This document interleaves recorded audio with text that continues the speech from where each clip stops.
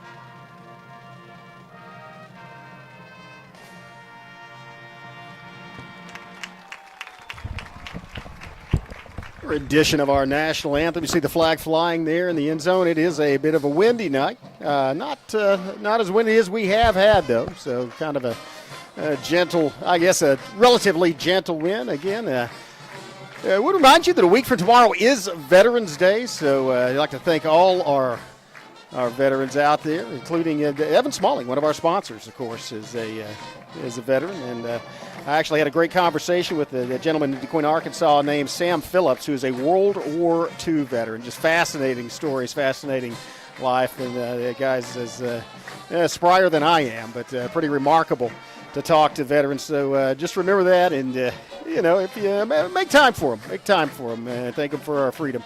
Savages, well, they've got a lot. They got a lot in front of them tonight if they want to make it into postseason play, as they are facing the Ada Cougars on the Cougars home field. Ada Cougars only one loss all season, and that was to the Poto Pirates.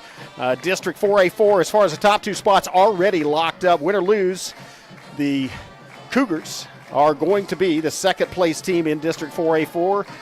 The win or lose, again, the Pirates are going to be the number one team. And if you wonder why that is, well, they're undefeated. They lost tonight, and the Cougars lost tonight. They would obviously still be champion because they would have only one loss to the Cougars, two losses. If the Cougars win and the Pirates lose, each has one loss. It would go to the head-to-head competition as the first tiebreaker, and Poto beat Ada, so that would mean the Pirates still be number one and Ada number two. The other district teams out of reach, as there will be no other two-loss team in District 4A4 that was not beaten by the Cougars, and so that would settle that. It's spots 3 and 4. The Savages looking for one of those, but they will have to win tonight on this field against a very, very tough and highly favored Ada Cougar team. Fun fact, I guess a very fun fact for longtime Savage fans. This is the same field that 50 years ago this month, the 1973 Savages won their second state championship on against Elk City. Back in 1973, a little less of a fun fact, but an interesting one. This is the same field that, December 2nd, 40 years ago, the Broken Bow Savages lost to the Quinn Grovey quarterbacked Duncan Demons, the same field. Of course, a much different surface. It was a bit muddy, actually a lot muddier in a freezing rain, and I know because I was down there, and that was not a fun night. But Savage, of course, proud playing for the state championship, and the Cougars also have done it multiple times, more titles than any other team in 4A.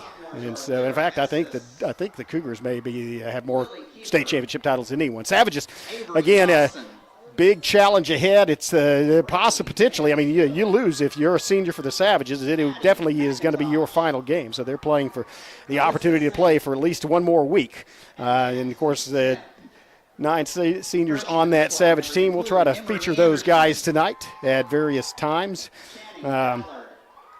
Looking back to last week, they've kind of done what they needed to do the last couple of weeks, though, and they, of course, coming out with that fantastic second half versus Hilldale, in which they threw up 28 unanswered points. And so Savages like to come and have to put together two halves like that tonight.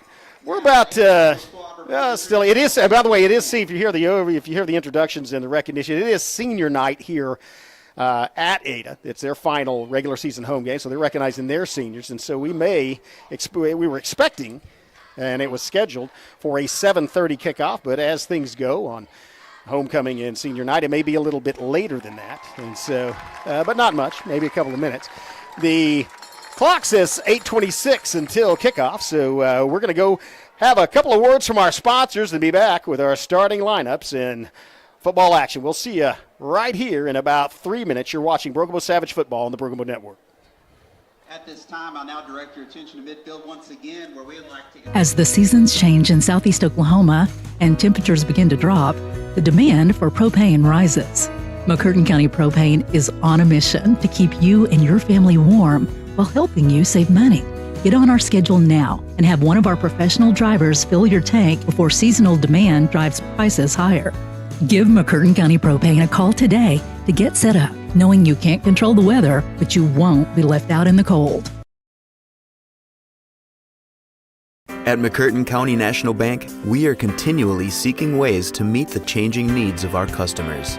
We offer a full range of services such as free checking, online and mobile banking, as well as great rates on cabin and construction loans. We're providing results through better service while giving you a greater value for your dollar. Visit us on the web at mcnbonline.com. McCurtain County National Bank in Idabel, Broken Bow, Hochatown, and Valiant. They've been supporting the Savages for a very long time. Bailey Lumber Company, a family-owned tradition in Broken Bow for over 80 years. Located just 5 miles east of Broken Bow, they're your go-to destination for all your lumber needs with everything you'd expect from a big store, with the added charm of hometown service and competitive pricing. Need your materials delivered? Bailey Lumber Company will help you with convenient delivery options. Bailey Lumber Company, supporting the Savages.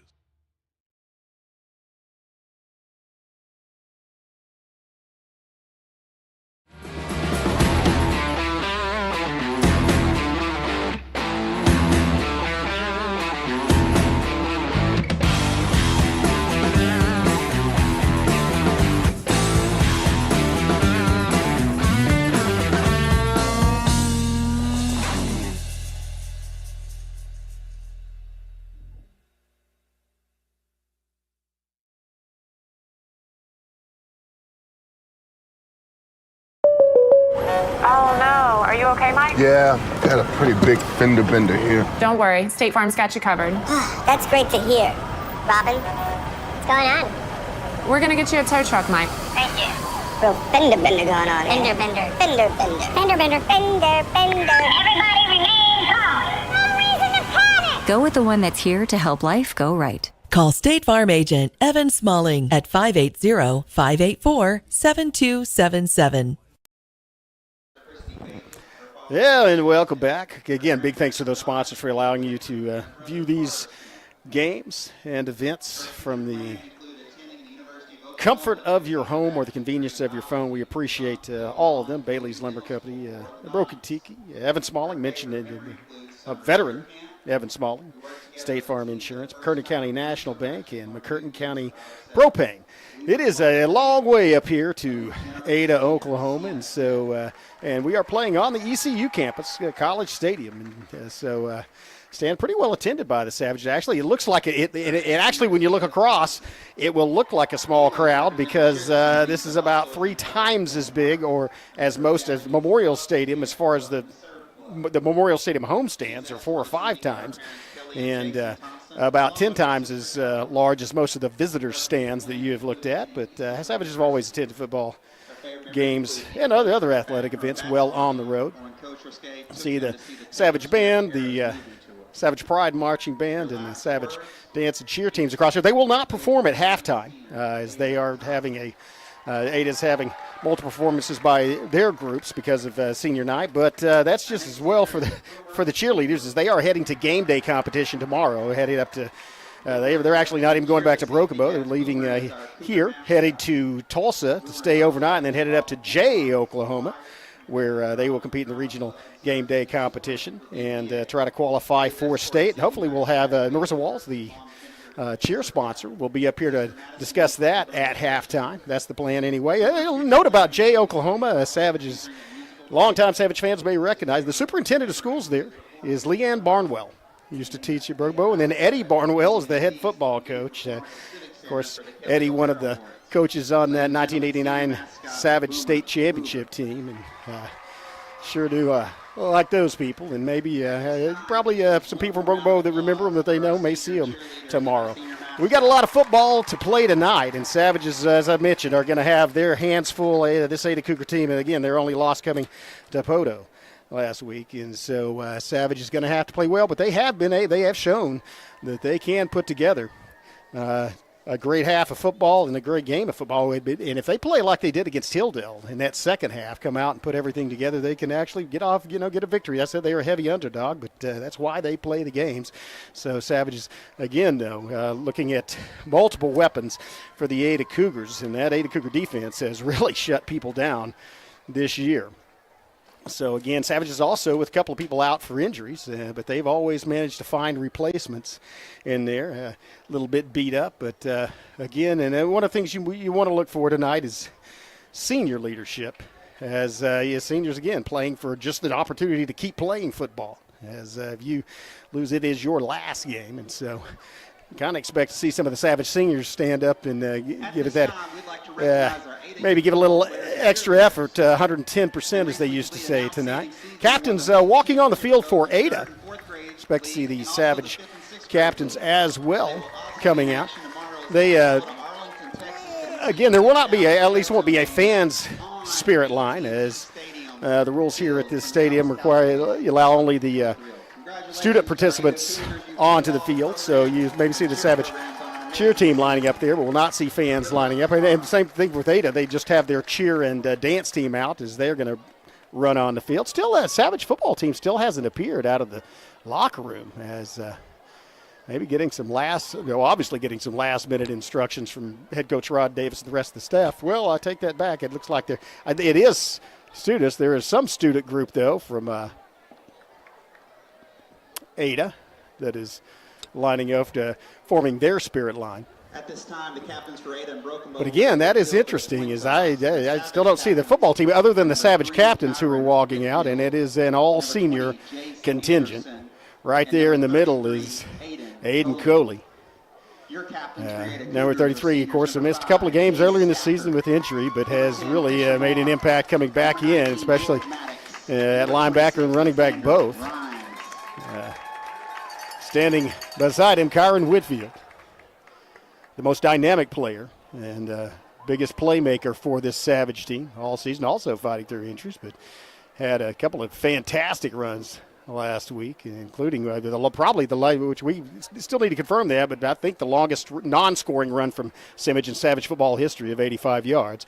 And then Jace Anderson, who sealed that game with a pick six. Big highlight there. Picked it off at about the 25-yard line, took it in the end zone. Big moment for that senior.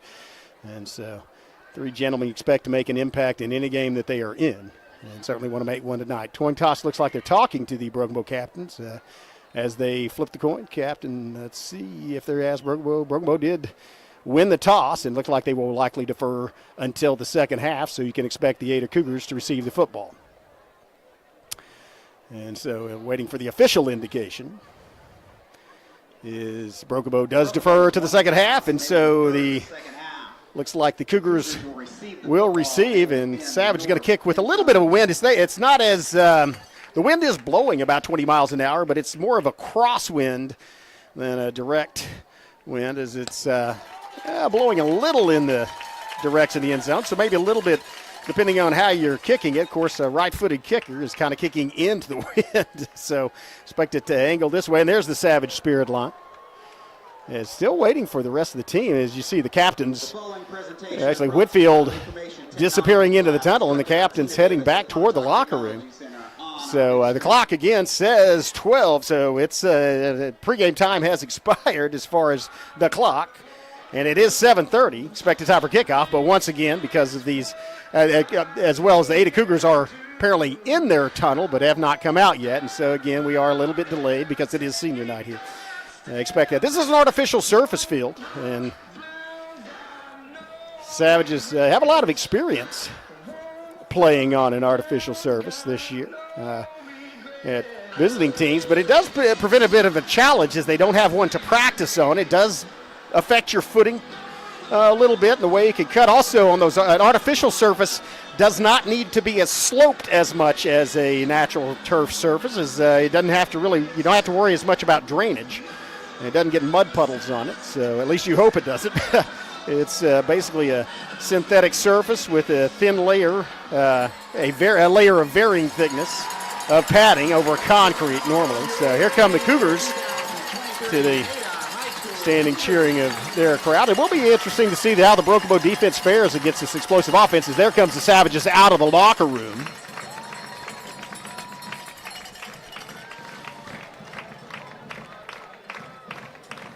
And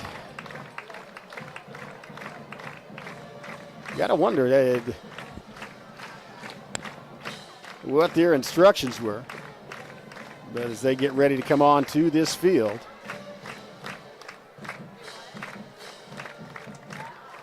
and for some of these Savages, it'll be the first time to play on this field here at Ada.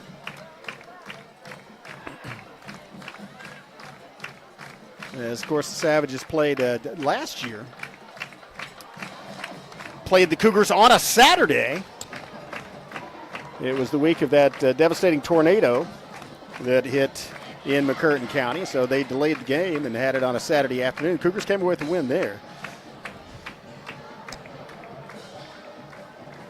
Savages looking to possibly even things up, keep their season alive. Savages kickoff team is on that field, and remarkable how much better the kicking game, especially notably the extra point game, was in the last couple of weeks.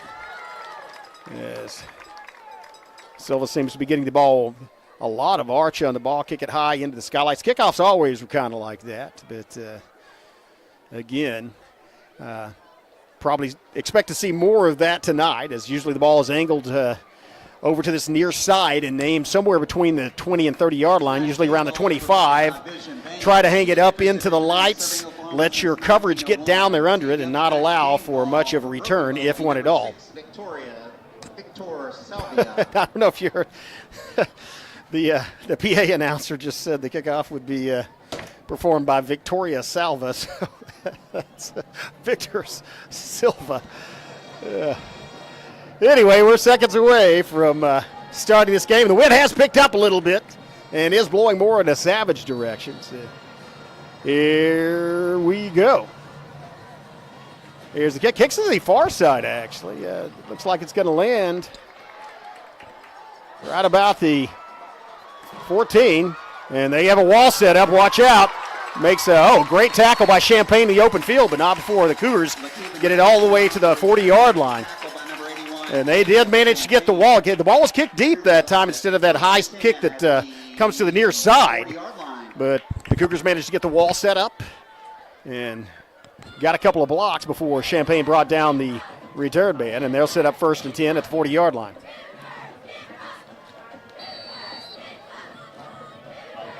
Savages across the front as Cougars send a man in motion. One back at the quarterback, a man in the slot, another split receiver on the far side, handoff, off tackle, looking for running room. Wow, it has his legs taken out from under him. Good form tackling. That was Quinlan Bailey. Jace Anderson over there as well. So pretty good defense. Just a gain of 1 brings up 2nd and 9. As Cougars may be looking to test that far side of the Savage line. Anchored over there by Adrian Brennan. Coming back the other way, it's a man in motion. Fake jet sweep, looks downfield. Oh, angling it. Look, has a wide open receiver, and that was actually a wise interference call. As he had Frazier beat. And so got obvious interference, but might have saved a touchdown. So that's going to be a 1st and 10 for the Cougars.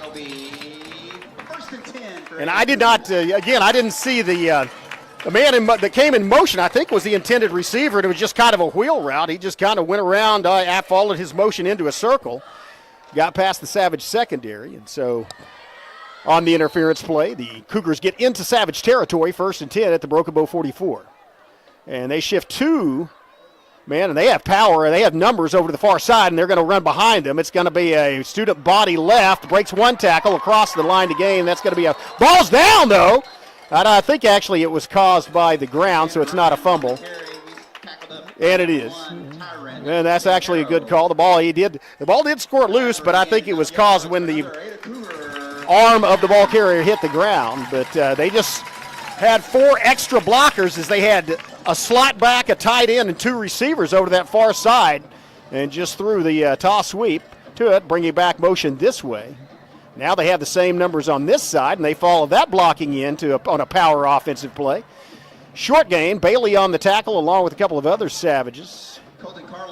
Looks like possibly good sportsmanship shown by Nocum as it's a gain of 2 yards. It'll be 2nd down. They help up the ball carrier, but now before a gain of 2, bringing up a 2nd and 8.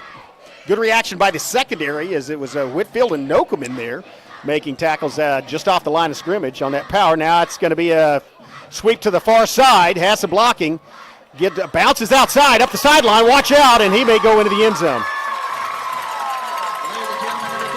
Savages had outside contained, or tried to contain him inside, and that was just a simple patience on the effort of the ball carrier. Just kind of stopped, did not go full speed until his blocking caught up with him, and then just popped outside, tiptoed down the sideline, and the Cougars march downfield 60 yards in about 6 plays, and they get on the board first. 10:08 left in this first period. 6-0 Ada. Extra point to follow. Here's the snap. Here's the hold. Kicks up, and it is good. 7-0 is your score. Savages had some bright spots, had a couple of runs stopped short for gain, but Cougars do score. And it's 7-0 with a little over 10 minutes left. We'll have a word from our sponsors and be back with the Savage offense on the field for the first time after this message. You're watching Broken Bow Savage football on the Broken Bow Network. As the seasons change in southeast Oklahoma and temperatures begin to drop, the demand for propane rises. McCurtain County Propane is on a mission to keep you and your family warm while helping you save money. Get on our schedule now and have one of our professional drivers fill your tank before seasonal demand drives prices higher. Give McCurtain County Propane a call today to get set up, knowing you can't control the weather, but you won't be left out in the cold. At McCurtain County National Bank, we are continually seeking ways to meet the changing needs of our customers. We offer a full range of services such as free checking, online and mobile banking, as well as great rates on cabin and construction loans. We're providing results through better service while giving you a greater value for your dollar. Visit us on the web at mcnbonline.com. McCurtain County National Bank in Idabel, Broken Bow, Hochatown. Welcome back. Chris Chandler here live from Norrisfield in Ada, Oklahoma. Here's the kickoff, fielded at fair caught at the 26 by Nocum. And nice facility here on the ECU campus up here. Miley Trent running our main cam. Wesley Jeans is our producer tonight. And thanks to both the Ada High School athletic director and staff and the East Central staff for providing these facilities. Here comes the Savage offense. And again, Cougar defense, no slouch either. 1st and 10, 2 backs in the backfield. As looks like a man in slot handoff. Bailey breaks 1 tackle, and then he's wrapped up and thrown backward, and that's no gain. And you know what a strong runner Quinlan Bailey is, and you see how aggressive that defense is. And that's going to be Coyle and Maddox, the linebacker, in there. Stop Bailey for no gain. As they're going to switch Hurst over to the near side in the slot. Same formation, flip to the other side, and they're going back the other way. Looking like a counter play. Bailey had, just a brief crease and managed to get a yard or two out of it. And still going. Bailey's still trying to get some yardage. Keeps his legs pumping, but actually might have gained an extra yard. He got pretty close to the 30-yard line. In fact, did get to the 30-yard line. Man, hand at. And that's kind of the way it's going to be. A great effort by Bailey as he was kind of wrapped up a yard off the line of scrimmage, managed to turn it into a 3-yard gain, bringing up a 3rd and 7. And that last yard was Bailey with 3 Cougars on him, keeping his legs pumping. Savages may have to go to the air here, though, and they going to have to get some protection against this pass rush. Twins split out to the near side, man in the slot. Play action. Pressure's on. Ball's thrown. Caught at about the 39-yard line. Can he get the first down? Whitfield stretches, and I think he got it. I think he fell forward with enough yardage to get the first down, and he did. That was a nice throw on a crossing route to Whitfield. Savages convert on 3rd and 7 and get 4 more downs. Way to keep the drive alive. Nice pass. Good call, as it was a very quick-hitting pass play. You don't have to worry as much about the pass rush. You're trying to buy enough time for Clay to throw the football. So Savages actually do move the chains. They have a 1st and 10 at the 39-yard line, thanks to a good pass, good blocking, and a nice effort at the end there by Whitfield. Snap, taken, handoff. Bailey dodges one tackler and then falls forward for a yard.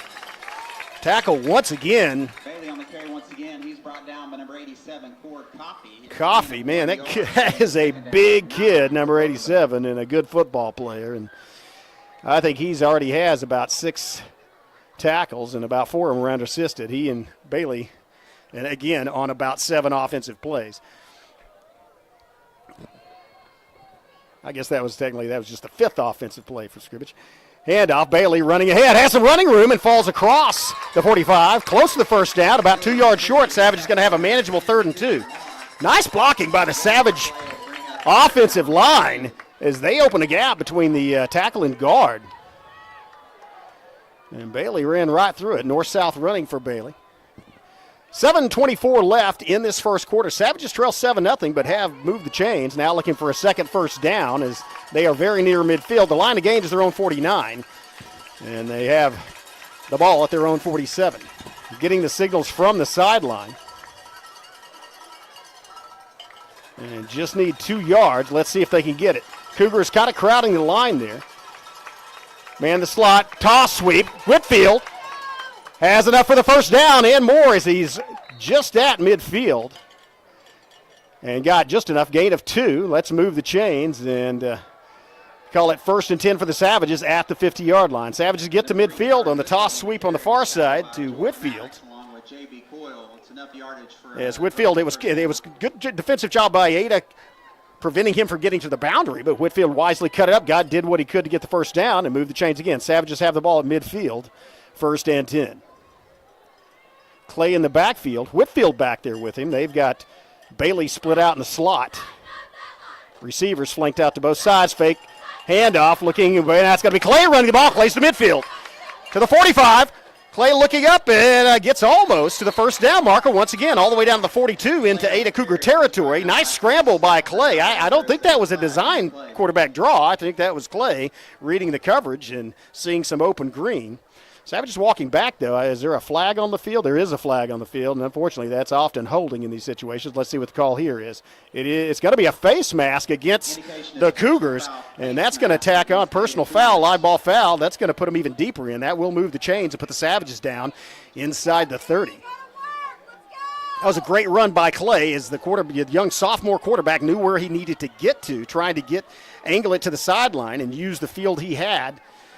Did not get to the first down marker, but with a face mask penalty, moves it inside the 30 to the 27-yard line. Savages 1st and 10. Nice drive from Broken Bow, remember, as they converted 2 third downs. Get this one on a penalty. Here's a fake play action, throwing up for grabs, has a man open, and it is overthrown. Tenahara, either overthrown or the route was running in, because that ball was thrown towards the pylon, intended for Tenahara on the far side. And if that was intended to be a post route, it was thrown too far to the side. If it was supposed to be a fly route, it was not a good route run because that was a really good throw, almost in the area it needed to be if it was a fly route. I don't know. I'll give Tenejero the benefit of the doubt. Incompletion brings up 2nd and 10. But that is going to keep the secondary of the Cougars alert. 2nd and 10. Whitfield, Bailey run up the middle. He is wrapped up in the backfield. That was just a backside. I think that was for some backside pursuit, and that might have been number 10. Like, number 10, Fisher Marr. That was Marr. Marr, one of the interior linebackers. There actually wasn't backside pursuit, just Marr coming through unblocked actually dropped him. Let's call it no gain. That brings up 3rd and 10. Savage is going to need to convert here, outside field goal range. And so, they're in 4-down territory. Would like to see him get a first down or even a touchdown on this play. Fay, play action, has some time to throw, throws it over and complete at the 14-yard line. A rope thrown by Clay as he spots Whitfield right on the sideline. Man, what a great pass. That was pretty good coverage. Just about a yard of separation between the defensive back and Whitfield. And Anthony Clay puts it on the money. Savage is 1st and 10 in the red zone. 1st and 10, Broken Bow, 14-yard line. Savage is still moving, as is the clock. 5:27. Well, it will be once they reset it. I guess maybe not with the out of bounds. 5:27 left. Savage is trailed by 7, but are threatening 4 new downs. 1st and 10 inside the 15. Handoff, Whitfield breaks one tackle to the 10. Whitfield going for the corner, headed for the pylon. Touchdown, Broken Bow. Carried by number 3, Kyron Whitfield. See if there's a flag on the field. No flags on the field, and the Savages can tie it up with a point after touchdown. That was a great run by Whitfield, and that was some tremendous blocking as he just came inside, had one man to beat, used his speed to get to the pylon. Savages score, and it's 7-6 with 5:21 left in this first quarter. That was an excellent drive by the Broken Bow Savages, converting 2 third-down situations, including that 3rd and 7, which Whitfield got by about a yard. And capped by a nice 14-yard run. Here's the snap. Here's the kick. The kick is up, and it is good. Tie ball game. 5:21 left, first period. Savages 7, Cougars 7. We'll be back with a kickoff after this message from our sponsor. You're watching Broken Bow Savage Football on the Broken Bow Network. They've been supporting the Savages for a very long time. Bailey Lumber Company, a family-owned tradition in Broken Bow for over 80 years. Located just 5 miles east of Broken Bow, they're your go-to destination for all your lumber needs with everything you'd expect from a big store with the added charm of hometown service and competitive pricing. Need your materials delivered? Bailey Lumber Company will help you with convenient delivery options.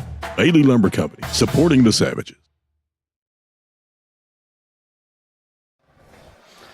Welcome back. Things are tied up here in the first quarter. Savages showing some grit on the road as that was an excellent drive answering that opening drive by the Ada Cougars. And as I mentioned, they converted 2 third downs.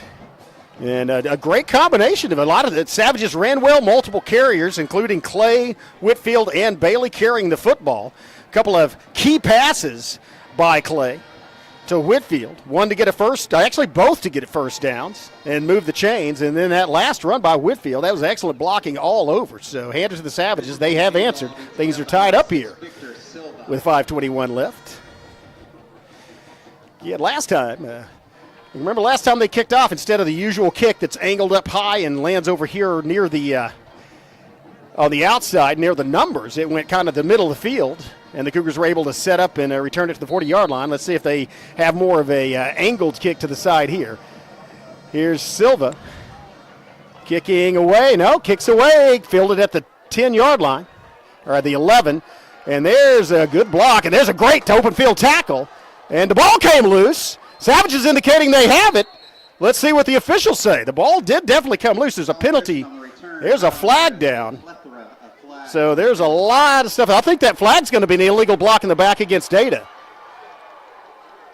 because it looked like there was a, and I'm looking at it through binoculars, but it looked like on that return one of the Savage defenders was down there. Let's see if that's an illegal block in the back. I didn't see an indication of who recovered the football either. I thought the Savages had it, unless it was caused, they say it was caused by the ground. So there's a lot to figure out here as the referee and the back judge talking things over. They need to indicate, and they're going to have we're about to have a conference. They need to decide, first of all, who has possession of the football. They decide what if the penalty changes that. And Rob Davis out on the field saying, look, it's our football, pointing toward, and that's one of, first, before you call the penalty, you need to indicate whose football it is. And that possession can change if it was a penalty that changes the possession against the Savages, but I think that's going to be an illegal block in the back. I think it's going to be Broken Bow football at the 30-yard line. Let's see what the call is. Here comes the officiating crew. So it is an illegal block in the back, and that is decline. And that is a Savage football. Great job by the kickoff team. As Savages, following that touchdown drive, now have the ball at the 26-yard line on the turnover. Hand it to the kickoff team. Doing what they needed to get done. 1st and 10, Broken Bow. Clay in the backfield. Rocky Baker now in at the slot. Bailey as the single setback. Whitfield and Tenahero split to the far side. It's going to be fake. It's going to be a quick toss and just in and out of the hands. That was intended for Rocky Baker. Maybe just as well. Maybe just as well Baker dropped that because I think that was Lindsey for the Cougars had a beeline for him, and it might have been a gain of 1 or 2. Of course, Rocky Baker, a big, strong back, might have broken that tackle. We won't know, and the incompletion brings up 2nd and 10. That's kind of a neat design, though. That might give Clay the option to run. Here's a run up the middle, and that's going to be, once again, stopped at the line of scrimmage or just behind it. Actually, let's call that a loss of 1. Loss of about 2 feet, officially a loss of 1 yard. And that's going to bring up 3rd and 11, and Savages now looking at having to get the ball. Well, 2-down territory, but line to gain is the 16-yard line of the Cougars. And Savages would like to get there and move the chains. May take a shot at the end zone. I don't know. Baker once again in the slot. Bailey in the backfield. Clay takes the snap, rolling out. Same look. Now he throws it across the middle, complete. Whitfield, 15, 1st down and more, down to the 10-yard line. Well-executed play, and that was a beautiful play by Clay, as it was the same play he threw to Baker 2 plays ago. This time, he looked off the defensive coverage, looked like he was going to throw to Baker, and then quickly turned his head, hit Whitfield right in the middle of the field. Beautifully executed play. Nice call. 1st down, Broken Bow at the 11-yard line. Can't get a 1st down before they get a touchdown if they get the 1. And now it's split backs as they have Whitfield. Lead block by Bailey. Has another path to the corner. Can he get there? Yes! Touchdown, Broken Bow. Well, 1st down. Touchdown. There you go. Wow, same play he scored on last time. Great opening lead block by Bailey. Tremendous blocking by that offensive line as there was no one. There was only one guy for Bailey to block. Did what he needed to do. And off that recovered kickoff, the Savages now lead 13-7 with an opportunity to go up by 7 with this extra point. 4:01 left in the 1st quarter. Savages playing on fire here tonight early on. Snap. Good kick, and it splits the uprights and is good. 14-7 is your score. 4:01 left in the 1st quarter. Broken Bow over Ada here in Norrisfield on the ECU campus. We'll be back after this message with more football action. You're watching the Broken Bow Savages on the Broken Bow Network.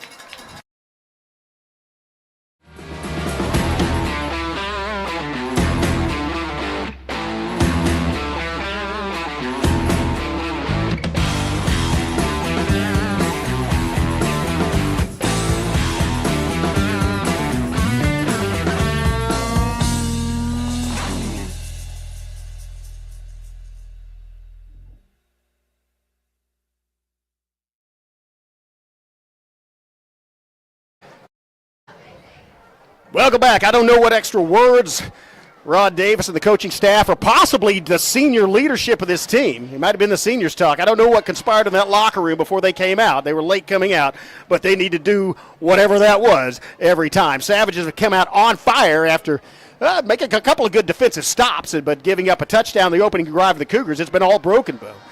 Driving down from their own 37-yard line.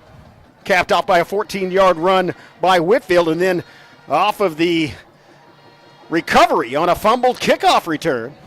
Another 11-yard Whitfield run. Silva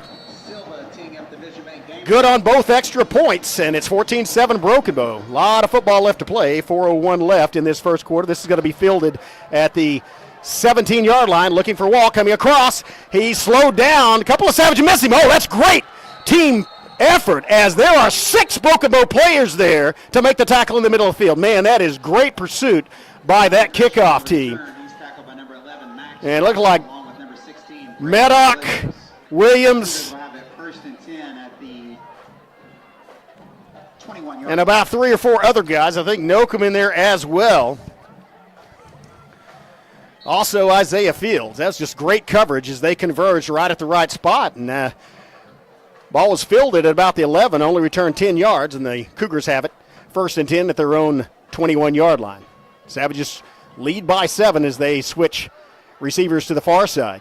Single split one to the near side. Quarterback in the backfield, one-man handoff up the middle looking for running room. Has a little bit, but not much. Wow, that was a great effort. As it looked like the arm, I think that was Coley or possibly. And there is a flag on the field. That's usually the area holding. Could be a face mask, though, as he Kennebrew with the tackle, but the way the running back went out, it could possibly be a face mask. Let's see what the call is. It is going to be a face mask, and unfortunately for the Savages, that's going to be a first down. So that's going to give the Cougars 1st and 10.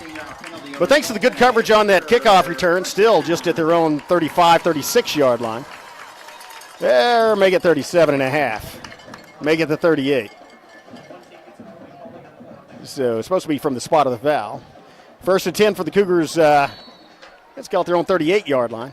Open backfield, quarterback alone. Single receiver split out to the far side. Now they're going to switch and go 2 to the far side. 1 back in the backfield. 1 receiver split to the near side.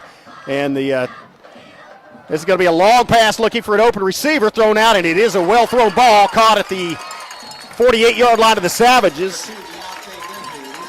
And Lindsey turns it into about 10 yards after the catch, and so that's going to be inside the Savage 45 to the Savage 43. That's just a very well-executed play. Also, you know, at the last minute when you send the 2-man in motion, when you have 2 guys go switch across, that can create some haywire with the secondary as to who you cover, switching those receivers off. Work for them. Look at this formation. They have 4. They break the huddle with 4 players in the backfield, and now this looks like a single wing football. Keeper by the quarterback, and he has just leveled. He got a couple of yards, and there was some heavy hitting in there as it was Bailey making contact with Coley. Nokum in on the tackle as well. Colton Carlock on the carry. He's brought down by number 3, Kyron Whitfield, along with number 44. And looked like it's a gain of 2 yards. Possibly Kyler Cupid in there as well. Good reaction to the Savages. They had numbers on the Savages. They had 10 men right there in the line of scrimmage. This time, normal formation split out 2 receivers to the near side, single receiver to the far side. Man, the slot, now they're going to drop 1 back in the backfield. And that may be a illegal procedure against the Cougars. It is a false start on the Cougars. So, but I think he took when he went in motion, he took a step toward the line of scrimmage. And so that's going to move it outside the chains and make it 2nd and 13. From the Savage 46-yard line.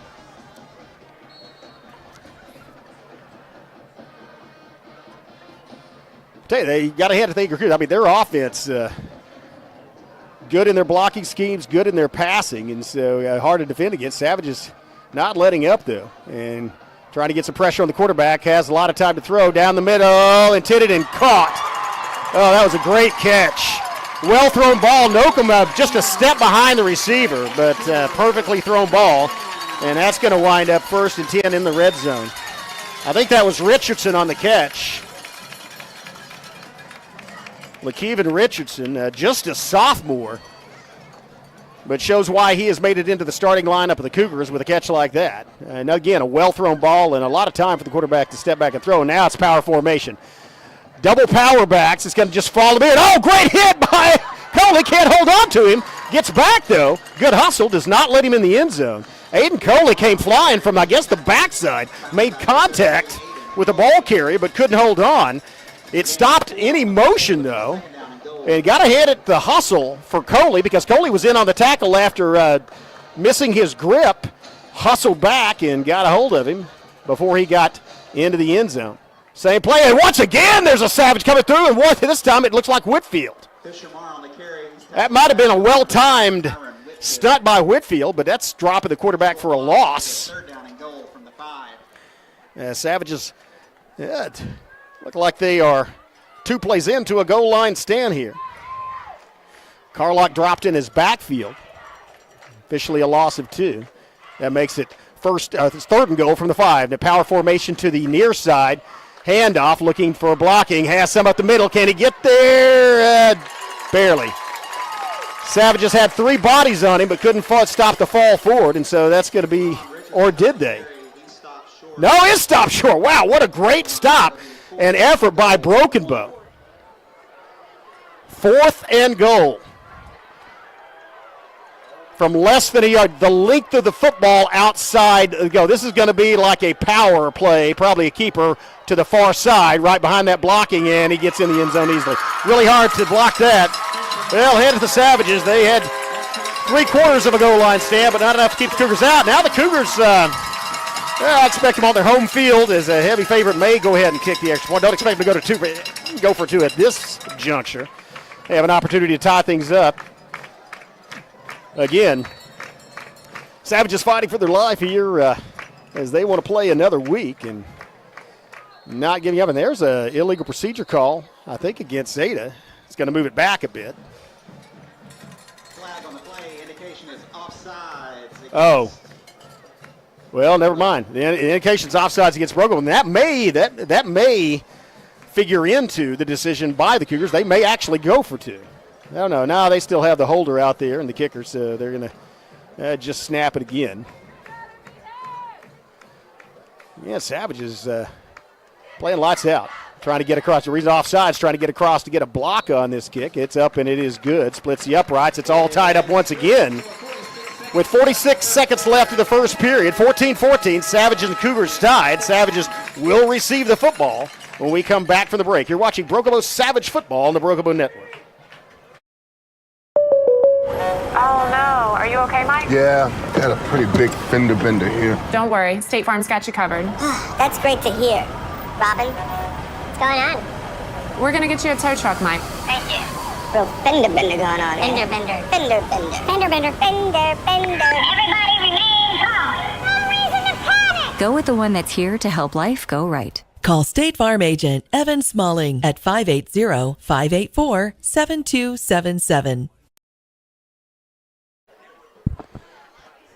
14-14 is your score. Savages and Cougars tied, and it's the Cougars that have knotted it up. As right here at the end of the first quarter, 46 seconds left to play. Savages going to get the ball back. And, you got to hand it to this team. They came to play tonight. Again, a heavily favored Ada team on their field, and Broken Bow holding a 7-point lead for the last part of the first period. Interesting, you see that interesting staggered kickoff formation where they, with the Cougars, high kick is going to be fair caught by Broken Bow. Fair field position about the 35, 36-yard line. See, and that's where Broken Bow will take over. Again, they have about half the kickoff team is staggered back and runs with the kicker, and the other half's kind of closer to the line, closer to the 40-yard line. Yep. My apologies. I thought that's the 26-yard line, not the 36. That's where Savages will take over. 46 seconds left, and again, the wind blowing a little bit at the back of the Savages, more of a crosswind, so not as big a factor. Coley in the backfield this time with Clay. I believe that's Baker. No, Hurst in the slot. Oh, play action, looking outside, and caught. What a great catch as Tenejero leaves his feet, leaps up on the slant route. Perfectly placed ball. And so that's going to get about a little more than half, actually very close to the first down. Within a yard of it, brings up a very manageable 2nd and 1. That was another rope thrown by Anthony Clay, sophomore quarterback, getting it done with his arm tonight. Now they split out Whitfield. Handoff, Coley trying to come sideways. Has first down yardage and more. Coley to the 40. 45. Midfield. Coley still going. Coley to the 40. Cuts back. Coley to the 30. 35, and the senior gets all the way to the 30-yard line on a rambling run, which he broke 4 tackles and cut back. You see the strength of Aiden Coley. Man, what an impressive play from scrimmage as Coley running downhill and over some Cougars. At one point, Face Forum just stopped his forward momentum and cut it back. Got another 10 yards from the 40 to the 30. 1st and 10, Broken Bow at the 30-yard line. Getting the signal, Coley in the backfield with Clay. And that's probably going to do it. 4, 3, 2, 1. That's going to do it for the first period of play as they'll let the clock expire. But when we come back to start that second period, it's going to be the Savages 30 yards from the end zone to try to retake the lead of this football game. 14-14 your score, end of the first quarter. We'll be back after these messages. You're watching Broken Bow Savage Football on the Broken Bow Network. As the seasons change in southeast Oklahoma and temperatures begin to drop, the demand for propane rises. McCurtain County Propane is on a mission to keep you and your family warm while helping you save money. Get on our schedule now and have one of our professional drivers fill your tank before seasonal demand drives prices higher. Give McCurtain County Propane a call today to get set up, knowing you can't control the weather, but you won't be left out in the cold. Well, this may be a surprise to some. Probably will not surprise the Savage faithful as, Marcus Savage football, they never give up, and they came to win this football game tonight. Man, I'm telling you, this is an unexpected. There's a stunned silence on the Ada side over here as this Broken Bow Savage team showing really something that you haven't seen in a while. Pitch, Coley running downhill again. Coley using his power to the 25, 20, cuts it back into the 15, taking a pile. Man, that is power running by Aiden Coley, and that's something the Savages, I tell you, let me finish that sentence. You haven't seen in a while is the ability to switch out with these two strong running backs in Bailey and Coley, because what are the other? Mostly Coley, they've been injured. There's so many injuries for these Savages, but, your last game, should you not win this, it's your final game, and so you're going to go out and leave it all on the field. They are certainly doing that tonight. 1st and 10, Broken Bow at the 14-yard line. Here's Clay adjusting something. Play clock, still plenty of time, 12 seconds on the play clock. Snap. It's pulling. Oh, hole in the middle. Coley cuts it back inside as he falls across the 10 to the 9. Had his legs taken out, or else might have made it into the end zone. That was I think that was either trap or counter play, a huge hole there. Nice blocking. As looked like a guard or tackle pull from the far side. That might have been Zamudio getting a good block and springing Coley. As it is, he gains, let's call it a gain of 4. Line to gain is the 4-yard line. Here's a snap. Coley again. And that time he's slammed to the ground, bulldogged by the outside linebacker. Trying to cut it out once again. Does get a short gain just inside the 10. So let's call it 3rd and 5. The line to gain we're just inside the 10. The line to gain just inside the 9, but it is 3rd. Probably 2-down territory for Broken Bow. Not sure though. From the far side. As Whitfield in the backfield getting instructions as Clay grabs him. Now the play clock under 10. Whitfield deep as a single back. They send Tenahero in motion, direct snap. It's Whitfield, and that's going to be illegal procedure by Broken Bow. And that's looked like they brought Tenahero in motion going across and intended to use Tenahero just as a lead blocker for Whitfield. But because of the penalty, it's going to move it back, and Savage is now going to be about 10 yards. Not only 10 yards back, but have shown their hand, and so probably they're going to have to switch a signal, run a different play. So now they have Bailey back in the backfield with Whitfield. Clay giving instruction. Champagne split to the far side. Hurst and Tenahero split to the near side. Looking to somebody to throw. Now he's going to have to get rid of it. Toss it across the middle, and let's go! In and out of the hands of Champagne on a slant route from the outside, and the ball was there. That was a beautiful pass as Clay got rid of it right before he was left. I mean, he had a defender breathing down the back of his neck, and a nice touch as it was not thrown like a fastball by the world champion Texas Rangers, but more like a loft, and just Champagne couldn't hang on to it. Defender might have got a hand on it, but a nice touch on the ball by Clay. However, it doesn't result in points, and the Savages are going to attempt a 30-yard field goal, actually 31, from the far. This is kind of a hard kick for a right-footed kicker from the far hash mark. The ball's up, and it is no good. Yeah, the kicking woes from field goal range still plague the Savages, but a nice, impressive drive, including great running by Aiden Coley. Savages not able to convert it into points following the penalty, and so it remains. Score remains tied at 14. 10:07 left in the half. Savage defense going to have to go back on the field. I will mention, once again, we have yet to see a punt in this football game. We've had both offenses either scoring or turning it over on downs. And, of course, there was the turnover on the kickoff return by the Cougars.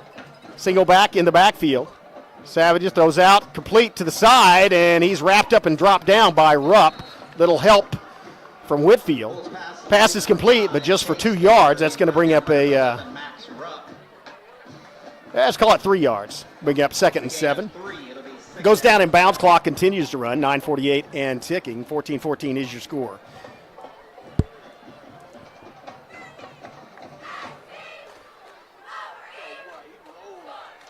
Back across the middle, same formation. Well, now they have a man in the slot the far side, and then they switch with that power formation. You may see a run to this side as they have that extra blockers. And now the backside, Coley not able to get to him. It's going to be a substantial gain as he's brought down by Bailey. Cuts it back inside, though, and gets the first down. And again, that's just a game of numbers as they have both the slot back and the tight end come back over to this, switch over to this side where they already have a receiver. And as a result, the Cougars, you have 4, in addition to your linemen, you have 3 other blockers for the ball carrier, and just too many men for the Savages to handle. Backside pursuit has to get there. Here's a pass out, complete on a diving catch, and that's going to be about the 40-yard line. Nope, incomplete. I should say a diving attempt does fall incomplete, intended for Lindsey. Brings up 2nd and 10 on the incompletion. Does stop the clock at 8:58 left in the half. Not that that's a factor. Neither team's called a timeout. Neither team's punted. Neither team's called a timeout.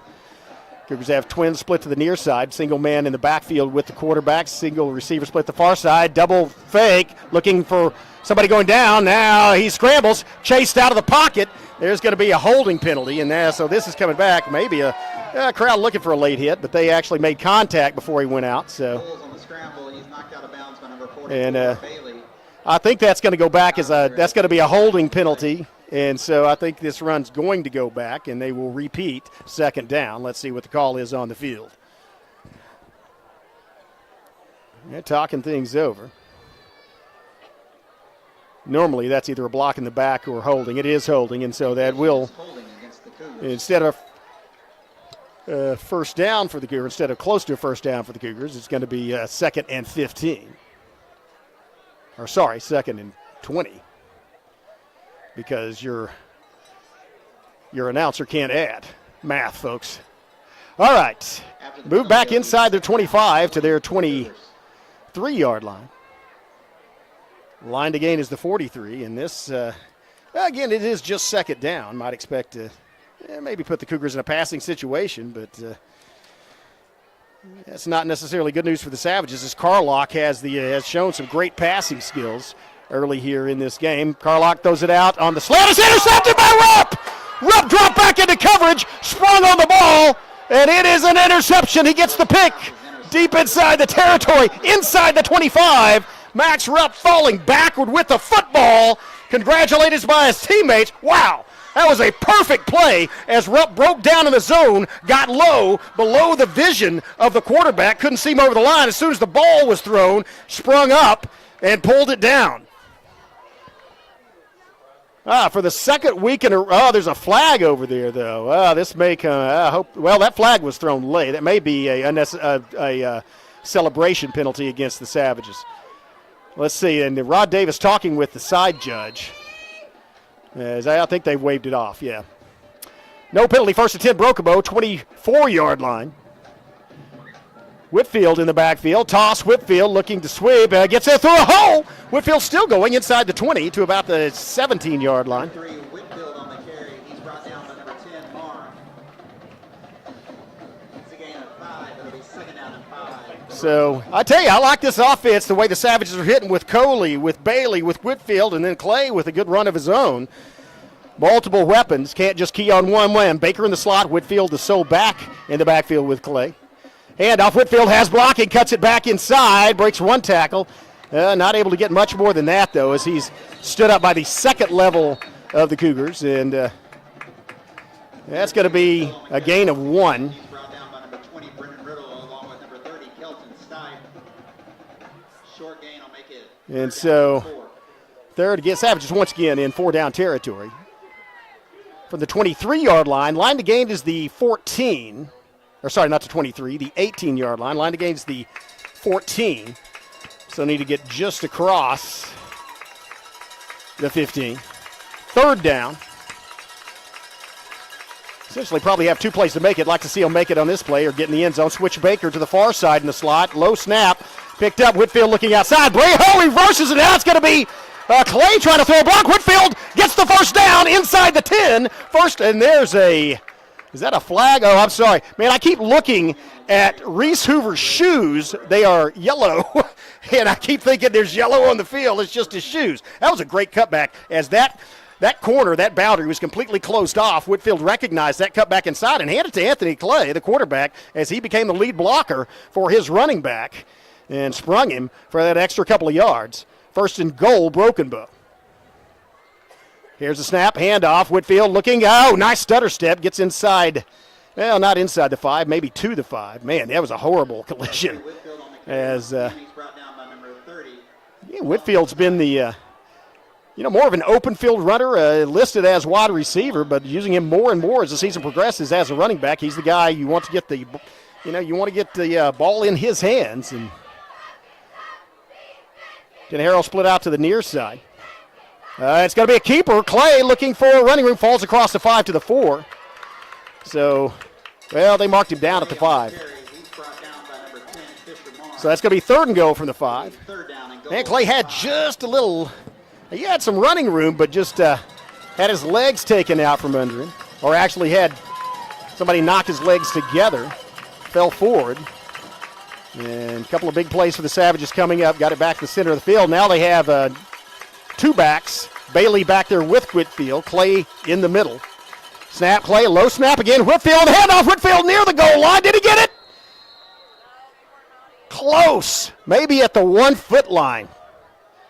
That was so close. So now we're looking at the reverse situation. And this is a first.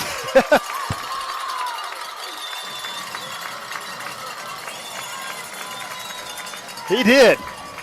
4th down. This is a reverse situation to that almost goal line stand the Savages had. Now it is the Cougars with their backs. The Savages to the goal line. The Savages with the ball inside the 1. And let's see what transpires. They're going to call timeout. Play clock at 4, so the Savages may be content to look at the defensive formation and call timeout. And they do. First timeout of the game. 5:19 left in the half. Tie ball game. Savages with the 4th and goal from inside the 1. We'll be back after this message from our timeout sponsor, Evan Smalling, State Farm Insurance. See you in a minute.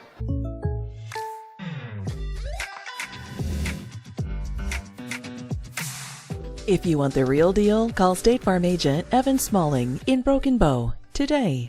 Like a good neighbor, State Farm is there. Well, there they are talking things over, and this is just, this is some classic football game.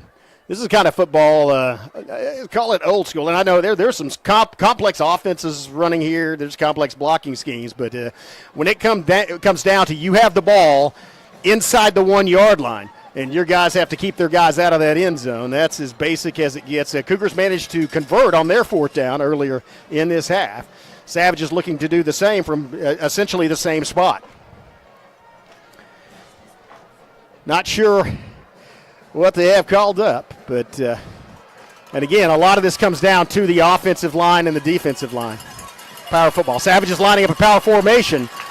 All 11 players in the box as they have Coley, Bailey, Clay, and Whitfield across the backfield. Handoff, Whitfield! Didn't get it. Did not get it. And so kept out of the end zone. And Cougars came out with the ball, but it turns over on downs anyway. So they'll give him his forward progress. The ball was blown dead right at the 1 yard line. Now keep in mind, Savages, it's a tie ball game. The Cougars will be snapping the ball to the quarterback in their own end zone. And so Savages have an opportunity for a safety. And to Broken Bow's defense, they have played extremely well. And you got to hand it to Max Rupp on that pick. And that's something that has to be in the back of the mind of both the coaching staff, the Cougars, and the quarterback. Is you threw an out route last time, but you threw a pick, and that's you got to be confident. I think they may line up in a power formation and try to get a couple of yards before they dare pass the ball. We shall see. Quarterback takes the snap in the end zone. Here he is, running, looking for room, and he gets some yardage, actually all the way out to the 4, maybe the 5. See if they give him his forward progress. And so a little more breathing room for the Cougars. Call it a gain of 3. I guess the original, I'm looking at a bad angle. I thought the ball was at the 1. It was actually at the 2-yard line. Line to gains the 12. So let's call it a gain of 3. Brings up 2nd and 7. A little more breathing room for the Cougars. Savages, they're still going to be snapping the quarterback. If the quarterback's in the shotgun, still snapping it to him standing in his own end zone. And one man behind him. See what the Savage defense can do here. Here's a handoff looking up the middle, and he's met at the line of scrimmage, stood up and pushed backwards.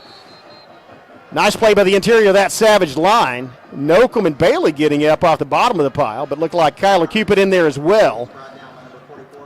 You got to hand to Cupid, man. He's playing against a guy that outweighs him by about 50 pounds. And Savages not giving up a lot of yardage over the interior.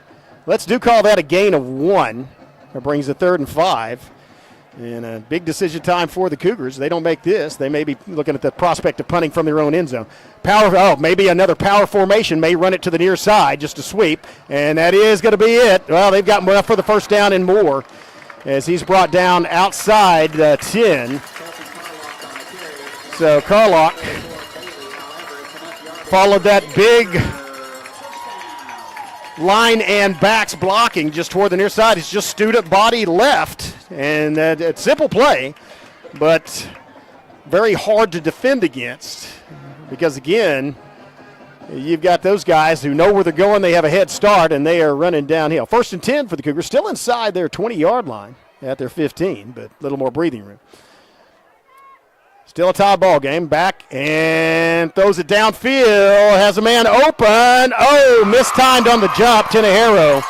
Another great catch by the sophomore. Man, that kid is going to be something to watch. Richardson. LaKeven Richardson is going to be a player. The kid's just a sophomore, but leaping over.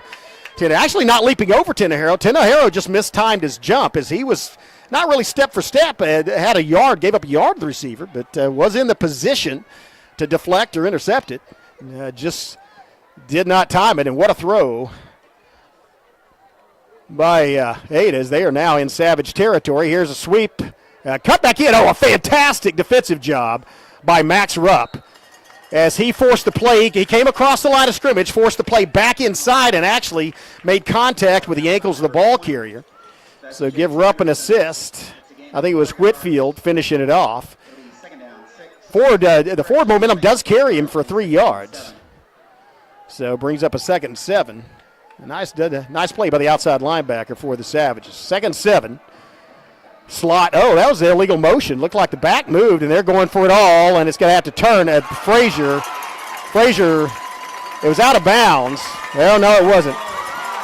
Corey Frazier looking up, but he never turned his head. The ball was perfectly thrown once again on the go route.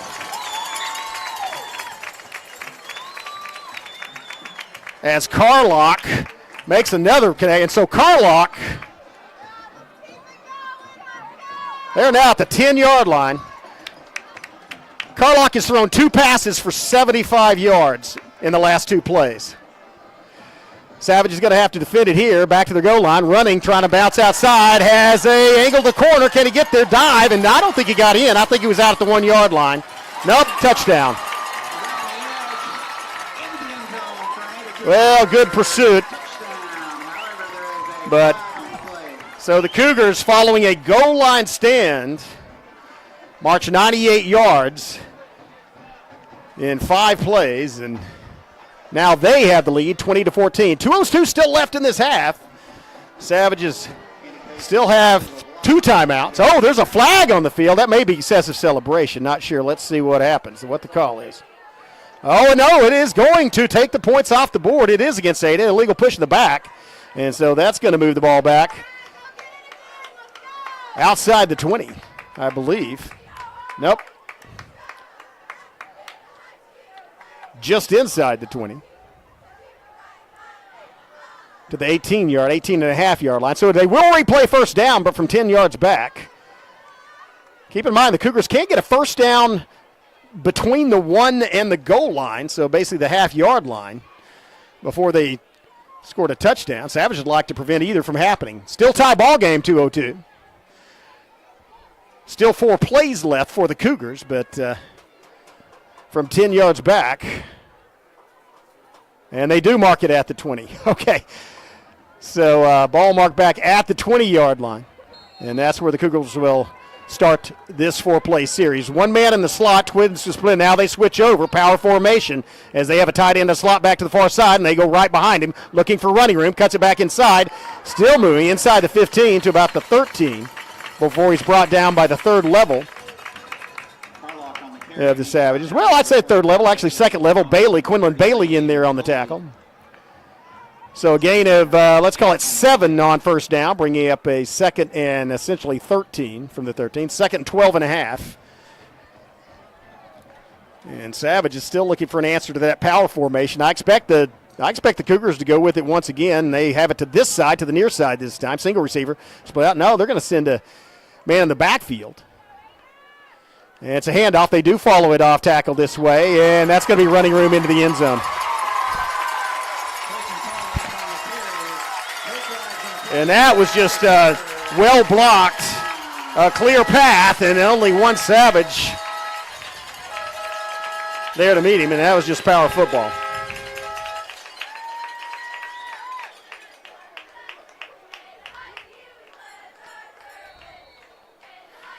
Well, Savages now back where they were, or we thought they were, about 40 seconds ago. 1:17 left, and the extra point is good. 1:17 left in the half. Savages still have 2 timeouts. 21-14 your score. We're going to stay right here as Savages have, I saw the officials down there conferring at the goal line. And I guess there's no call. The officials were just talking to each other down there by the goal line. You got to be real proud of the way the Savages have played tonight, though. And keep in mind that about 2.5 minutes ago, they were threatening to retake the lead. Excellent offensive series by the Cougars, marching 98 yards, has put Ada up top by 7, but Savages are probably going to get the last possession of this half. And 1:17, like to see them march it down. Started off with a good kickoff return or fair catch in good field position. March it down and tie this ball game up to go at half. Keep in mind, Broken Bow does get the football the second half, as they did win the toss and deferred until the second half, and so that's a plus. But it's man, either way, you got to be. I am very impressed and proud of the way these young men have played tonight, coming in as a heavy underdog, and after giving up an early lead, 7-0, marched straight back down the field, put it in to tie up the ball game. And they take the lead. Ball's taken at the 17. Here's Champagne looking. Oh, nice pickup block. Champagne to the 25. Breaks another tackle. Champagne still going. And now he's taken down. As that was just kind of a haphazard return. At least it looked like to me as he came from the far side back toward the near side and then cut it back up, but still managed to elude a couple of tackles. So Jacob Champagne returning it to actually mark down at the 29-yard line. And the Savages just taking 11 seconds off the clock. So minute 6, 66 seconds left in the half. Savages still have 2 timeouts. They have the football, and they'd like to get it down and stick it in the end zone. Let's see what happens. And one of the things the Savages have not done a lot is haven't really thrown the deep ball. But Clay has been laser accurate on the short passes thus far, and there's a lot of time left in this football game. Looks like it's going to be Coley in the backfield, and there's the play's blown dead, and a lot of times that's going to be illegal motion, false start. That is the call. The offensive coordinator Luke Ring over there, like with his hands out, going, the official like, come on, man. But that is the call, and so it's going to be replay first down, but from 5 yards back, so back at the 24-yard line.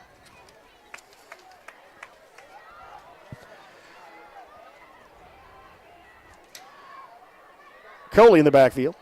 Low snap. Oh, nice pickup block. Coley picks up the pursuit. Now it's going to be Clay running to the 25, tries to angle it out, and then just muscles his way back to the original line of scrimmage. Nice, tough run to get 5 yards as he was flushed out of the backfield. I got to really hand it to Aiden Coley, as there was a Cougar that either eluded a block at the line of scrimmage or came on a blitz and was making a beeline for Anthony Clay, and Aiden Coley stopped him in his tracks to prevent the sack.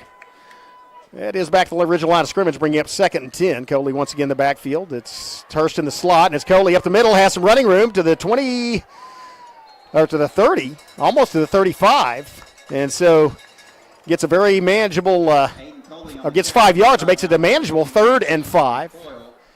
Savages will, of course, clock's at 16 seconds, so Savages probably going to I don't know. See if they're taking their time. As the game clock is lower than play, they're going to let the half run out. They're content. They do get the ball to start off the second half. And so that will take us to halftime, but just a 7-point lead for the Cougars, 21-14. Broken Bow Savages showing up here. Underdogs are biting tonight. We'll be back after these messages with some halftime specials and talk. We're going to it is game night, but we're going to talk about game day when we get back. See you in a minute. They've been supporting the Savages for a very long time. Bailey Lumber Company, a family-owned tradition in Broken Bow for over 80 years. Located just 5 miles east of Broken Bow, they're your go-to destination for all your lumber needs with everything you'd expect from a big store, with the added charm of hometown service and competitive pricing. Need your materials delivered? Bailey Lumber Company will help you with convenient delivery options. Bailey Lumber Company, supporting the Savages.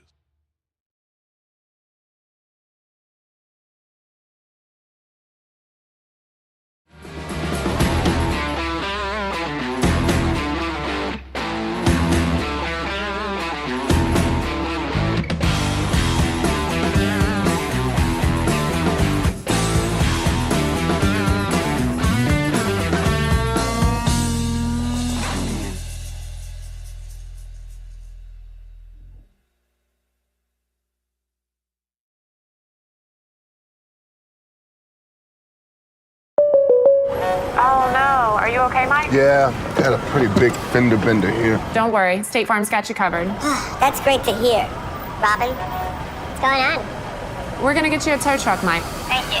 Real fender bender going on. Fender bender. Fender bender. Fender bender. Fender bender. Everybody remain calm. No reason to panic. Go with the one that's here to help life go right. Call State Farm agent Evan Smalling at 580-584-7277. As the seasons change in southeast Oklahoma and temperatures begin to drop, the demand for propane rises. McCurtain County Propane is on a mission to keep you and your family warm while helping you save money. Get on our schedule now and have one of our professional drivers fill your tank before seasonal demand drives prices higher. Give McCurtain County Propane a call today to get set up, knowing you can't control the weather, but you won't be left out in the cold. Well, welcome back. 21-14 is the score at the half, and as I said earlier, the Savages will not be. It's senior night here at Ada. They are going to be performing, so their band, their cheerleaders, their dance team. So we won't see the Savage Pride marching band or our cheer or dance teams. Again, I am dressed. If Bill Belichick was a broadcaster, this is what he would look like. So my apologies. But with me is cheer coach Marissa Walls, and I mentioned that this is game night, but game day is coming up tomorrow, and it's going to be a big day for the Broken Bow cheer team. Tell us about that. Yes, so tomorrow our cheer team, I take all 22 girls, and we'll be at the Bulldog Stadium at Jay, Oklahoma. So tonight we're going to travel halfway. We're going to stay in Tulsa, and then we're going to get up and travel the rest of the way to Jay in the morning, and we'll actually hit the mat at 3:45 p.m. We compete in game 4A game day cheer. And this is, how many years does this make? This will be our 4th year. We've went 3 years. We've made it to state all 3 years. Last year was our first year to make it to finals.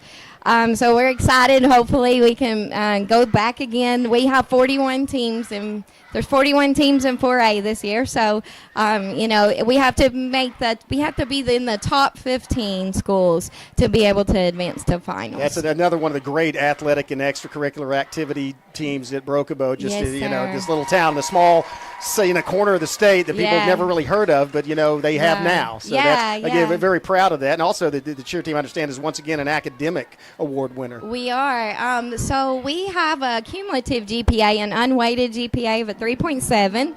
So it's like a 3.78. So I'm really excited about that. Last year we received a Distinguished Team Award for academics, so we're hoping we can receive that again. 2 years ago in performance cheer, we were the academic state champions in 5A. So we're really excited.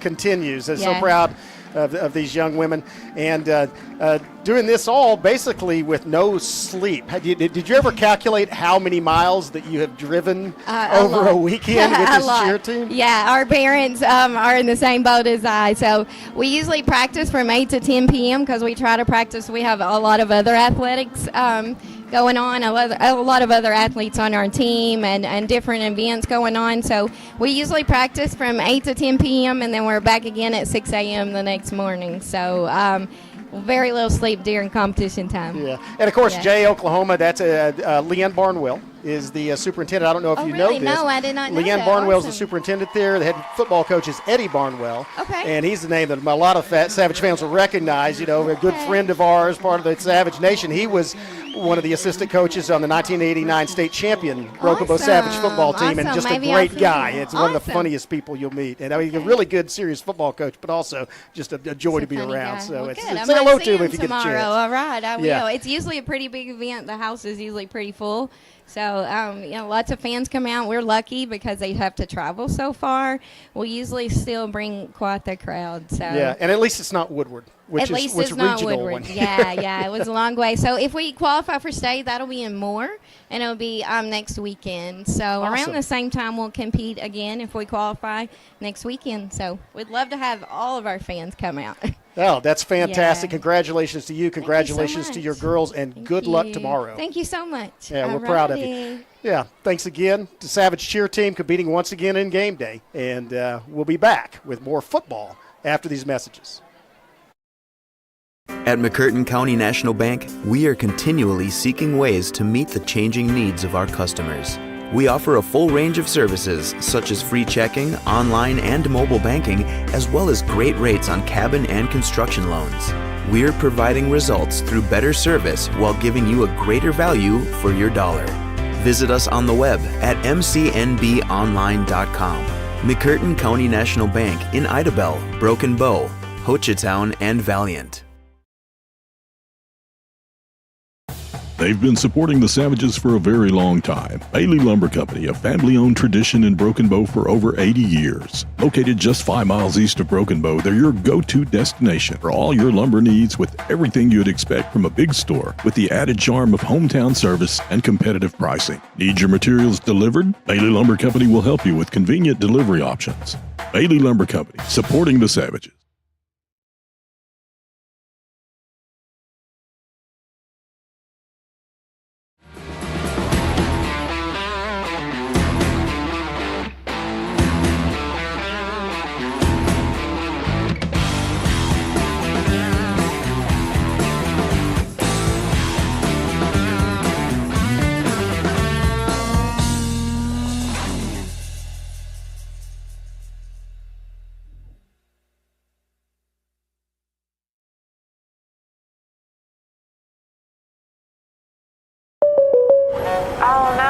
okay, Mike? Yeah, got a pretty big fender bender here. Don't worry. State Farm's got you covered.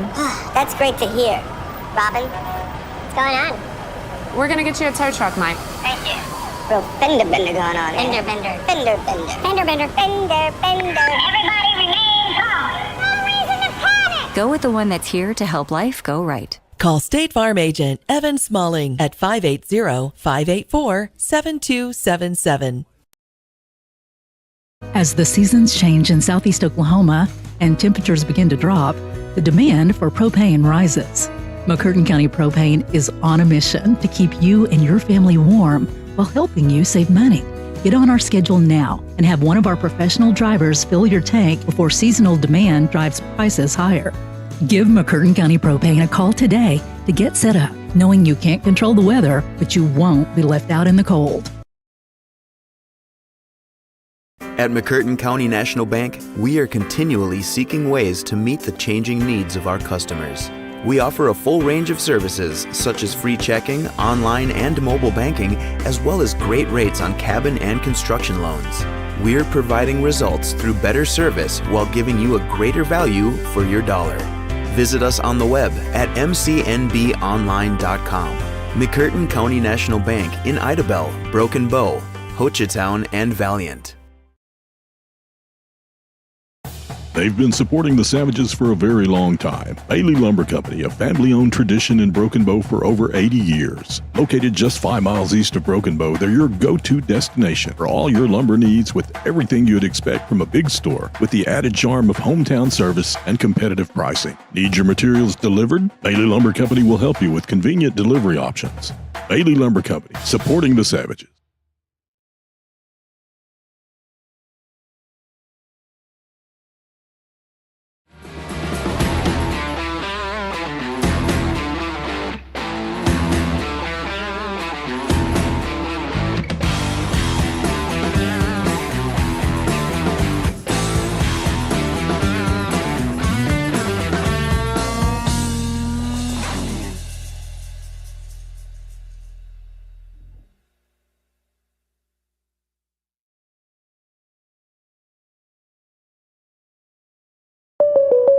Oh, no. Are you okay, Mike? Yeah, got a pretty big fender bender here. Don't worry. State Farm's got you covered.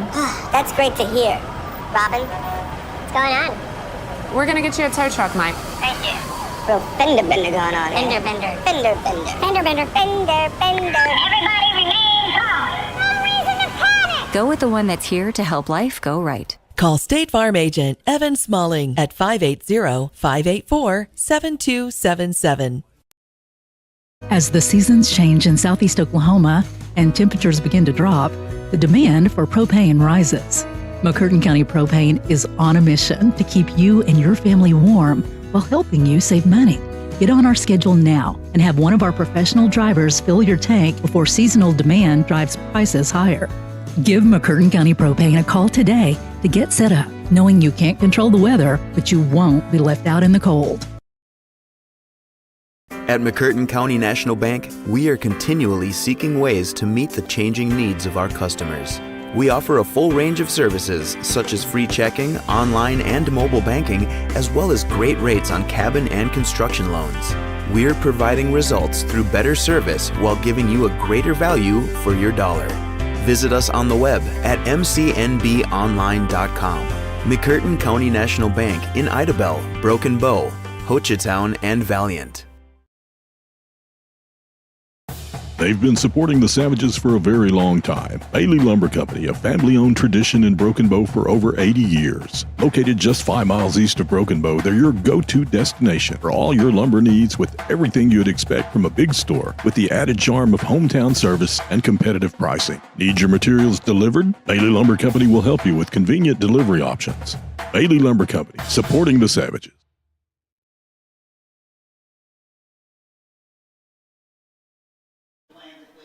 Well, welcome back. You see the Savage Pride Marching Band over there. Of course, not in uniform as they are not. They're not performing on the field. They're not. In other words, they're not marching tonight. So again, just so proud of the achievements they have made as well. I'm going to go over some playoffs, some scores from around, not playoff scores. That'd be next week. Some scores from around District 4A4. Apodo, of course, a heavy favorite, leading Stillwell 41-13 in the third, and maybe a bit of a surprise. But Podo already clinched the district championship. They're cruising into the playoffs as a district champion next week, and so it's possible that at 41-13 score is giving some underclassmen or some second, third stringers experience at Podo. Could just be a good Stillwell they're definitely their last game of this season, so could just be a superlative effort by Stillwell, posting 13 points on the Pirates. Looking at other 4A4 scores, Sallisaw leading Medill 14-0 at the half, and that may play into this Savage playoff picture. Again, Hilldale leads Fort Gibson 27-21 at half, and that definitely plays into the scenario. And so, again, a lot of things have to happen. Number one that has to happen is Broken Bow has to win this football game tonight. I think now, actually, there is a slight possibility. I think there's a slight possibility, even if the Savages don't win, they could sneak into fourth place in the district. Unfortunately, fourth place in District 4A4 likely means that you have a date the following Friday with the defending state champion Wagner Bulldogs, coached by Dale Condict, and that is something that again, it'd be nice to go and play, but that's something you don't want to do. If you really want to shoot and try to get that third place for Broken Bow, best case scenario, you get third place in district. And the thing is, Hilldale Hornets helping out a lot if they do defeat Fort Gibson. Because Fort Gibson defeated Broken Bow in that last-second field goal, would virtually, if Hilldale defeats the Tigers, and if Savages win, would put the Savages and Fort Gibson in a situation where they would that would put Fort Gibson in a situation where it would be a three-way tie. And so you would not go head-to-head between Broken Bow and Fort Gibson, which head-to-head, obviously I explained that talking about Podo and Ada, that head-to-head, if it's just two teams, whichever one in the contest between those two teams would be your playoff team, would take the higher district rank. But if it is a three-way tie, then and it's three-way as in each team has beaten one of the other teams. Like, in other words, the Savages beat Hilldale but lost to Fort Gibson. Hilldale beat Fort Gibson but lost to the Savages. Fort Gibson beat the Savages but lost to Hilldale. So there is no outright winner head-to-head. Then you go to points. You would go to the point totals, keeping in mind the maximum of 15 plus or minus per game.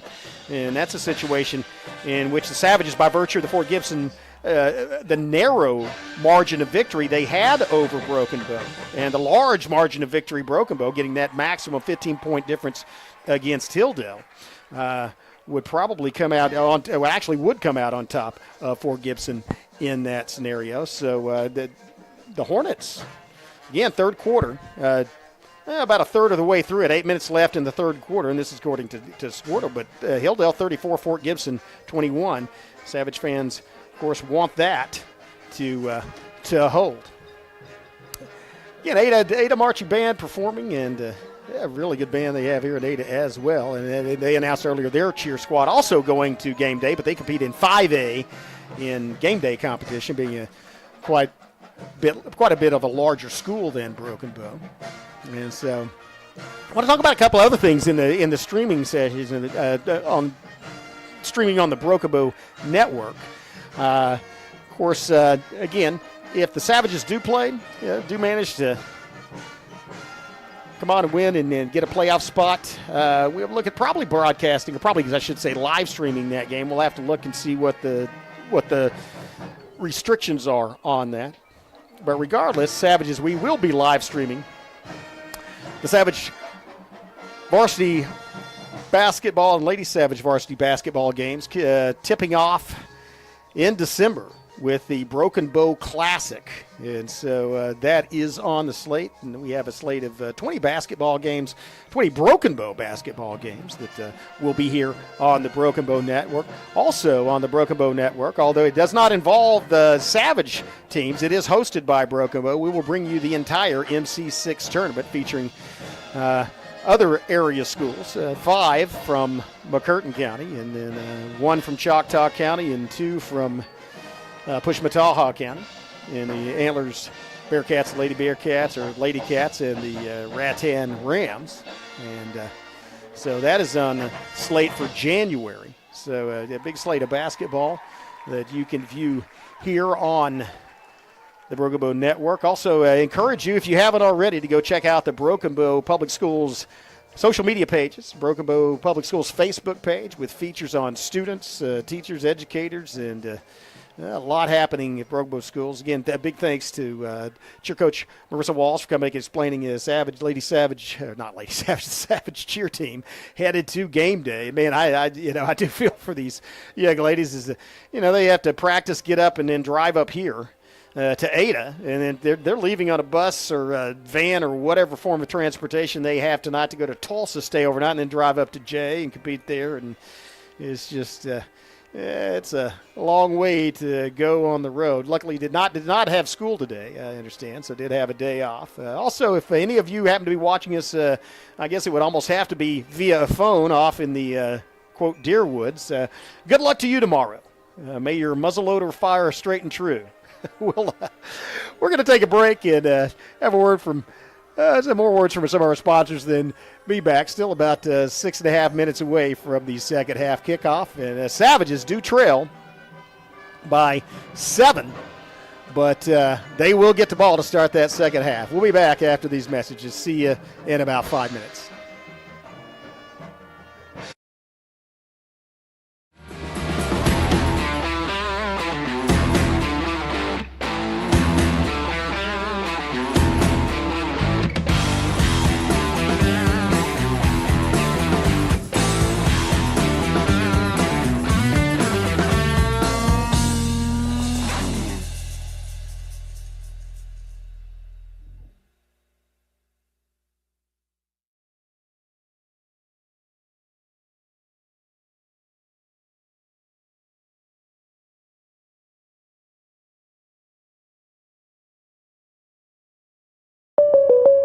Oh no, are you okay, Mike? Yeah, got a pretty big fender bender here. Don't worry, State Farm's got you covered.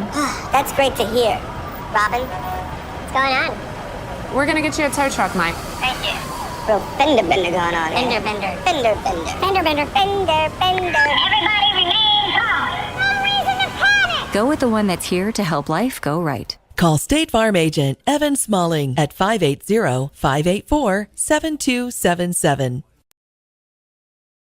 As the seasons change in southeast Oklahoma and temperatures begin to drop, the demand for propane rises. McCurtain County Propane is on a mission to keep you and your family warm while helping you save money. Get on our schedule now and have one of our professional drivers fill your tank before seasonal demand drives prices higher. Give McCurtain County Propane a call today to get set up, knowing you can't control the weather, but you won't be left out in the cold.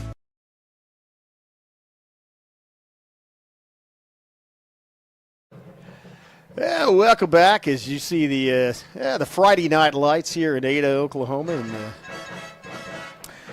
not at Ada High School. We're actually on the campus of East Central University here, and Savages see the flag and the scoreboard, and 21-14. That's been stuck at 5:55. For about 3 minutes now, so I'm not sure if they're just giving a little extra time to make sure all their senior groups get to perform or not. I do want to recognize these Savage seniors that have played so well this season. They'll start with Kyron Whitfield. And what can you say about him? I mean, electric football player. multiple positions actually coming in as a running back for the Savages, and from about midway through the season. And I say, just slide him out there. You want to get the ball in his hands and let him do some things with it. And so Broken has managed to do that lately, and I expect him to. One of the things they haven't done is throw it downfield to him, but that's because they don't have a whole lot of. They haven't had a whole lot of time, as they have been in a little bit of a pressure. And again, that you have to hand it to the Ada Cougars as their defense has put some pressure on Broken Bow, but may see a little wrinkle in the second half. May air it out, and Whitfield's the one to go get it. Also, Max Rupp, let's see, a great interception there. Just a tremendous job getting down low, picking off that ball there to end that Cougar drive in the first half. Of course, the Savages, let's talk about that. They drove it down, and then Savages have a missed field goal, and then a turnover on downs from the 1 yard line. So really, if you went by penetrations, they've actually been inside the 20 or 25 yard line. More times than the Cougars have. A couple of missed opportunities, but you have to appreciate the way that defense is performing. And, again, for the seniors, maybe the last time they suit up, put on those pads for Broken Bow, but they are making the most of it tonight. So we're up one of them. Sam Hurst, honor student, a cerebral player, and you can tell it on the field, the leader out there, and does what he's needed, whatever's asked of him out there as outside linebacker. Also, he actually gets down on the line as a defensive end, works in the slot, and very effective part of that Savage core of the football team, and just a delightful young man. And then a guy that's been injured and was actually out for a couple of games and saw very limited action, but has really made an impact literally and figuratively tonight. Aiden Coley, man, he was running downhill. And keep in mind, this is one of the top 5 teams in 4A. Their only loss coming to the Poto Pirates. And they pride themselves on defense here at Ada. And Aiden Coley just lit them up a couple of runs when he broke about 3 tackles and took on 4 ball carriers. And looked a little like Jerome Bettis, a little bussish as he was carrying guys with him on his back downfield. And certainly appreciate his contributions to this football team and his contributions tonight. We certainly hope to see even more here in the second half. We'll take a quick break and have a couple of more words from our sponsors and be back with some more senior profiles. The clock still shows 5:55, so we may be stuck in a time warp again. So we'll be back after these messages. You're watching Broken Bow Savage Football on the Broken Bow Network. They've been supporting the Savages for a very long time. Bailey Lumber Company, a family-owned tradition in Broken Bow for over 80 years. Located just 5 miles east of Broken Bow, they're your go-to destination for all your lumber needs with everything you'd expect from a big store with the added charm of hometown service and competitive pricing. Need your materials delivered? Bailey Lumber Company will help you with convenient delivery options. Bailey Lumber Company, supporting the Savages.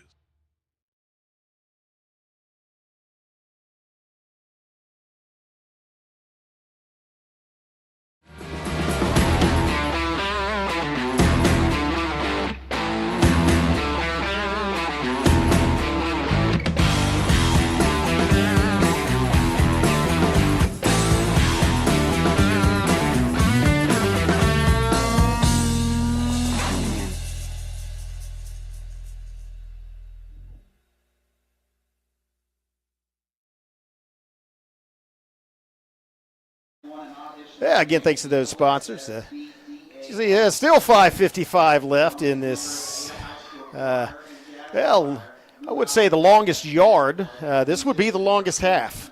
It feels like it. I guess I could look at the timer. I don't know what time we started this, but it seems like about 25, 30 minutes ago, man. It certainly taken the time. It's the clock. Now it started ticking. So,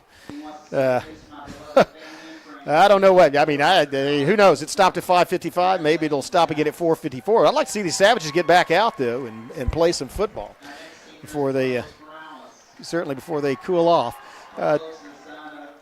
So we discussing those Savage seniors and Jay Sanderson, guy that has really had some highlights this year as a Savage football player, perhaps none bigger than that pick six that he had to cap the game last week. Just into the host, pulled the ball down, took it in the end zone, and that was a highlight of his career here at Broken Bow. And he's had a good game tonight too. Wow, fourth. You see the clock ticking behind Mr. Anderson. I appreciate his contributions. A couple of guys that we actually, again, my apologies to Tramden Mulkey, as we have a slide. It didn't have one from Picture Day, as he had, during our media day at Broken Bow, had a couple of things he had to attend to, as he was there for the group picture, but actually had to go do some, it might have been taking the act test or something, I don't remember, but Tramden Mulkey was starting at defense, and now he's been switched over starting as on the offensive line, filling in, and has done a great job, especially in that Hilldale game. As you see, he, and in the Stillwell game, a guy that had to fill into a position that he was fairly new to, and he's a smart young man and was able to fill, not just fill in, but able to excel at that position. And again, he's one of those guys that has certainly the Savage offensive line has their hands full tonight with the stellar defensive front of the Ada Cougars. But we'll get a chance. I don't know. They're getting a long rest at halftime. They're going to have to warm up again. So tell you what, we'll take another break and have a couple of other words from our sponsors. But and maybe. We're stuck. This is not a zoom out. This is not a freeze frame. You can see that the clock is it's not your internet freezing up. That's live. We have frozen at 5:55, and now they've frozen the clock. I don't even think they can. I'm not sure they can do this. I don't think you can take 45 minutes for a halftime. Anyway, we'll be back with second half action. We hope. There's see the Savages warming up, so we'll take another quick break and then be back. You're watching Broken Bow Savage football on the Broken Bow Network. At McCurtain County National Bank, we are continually seeking ways to meet the changing needs of our customers.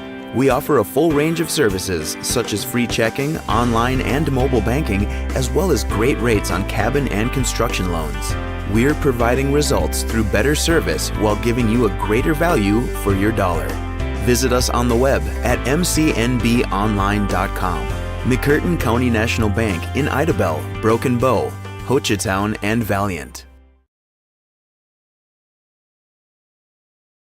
They've been supporting the Savages for a very long time. Bailey Lumber Company, a family-owned tradition in Broken Bow for over 80 years. Located just 5 miles east of Broken Bow, they're your go-to destination for all your lumber needs with everything you'd expect from a big store, with the added charm of hometown service and competitive pricing. Need your materials delivered? Bailey Lumber Company will help you with convenient delivery options. Bailey Lumber Company, supporting the Savages.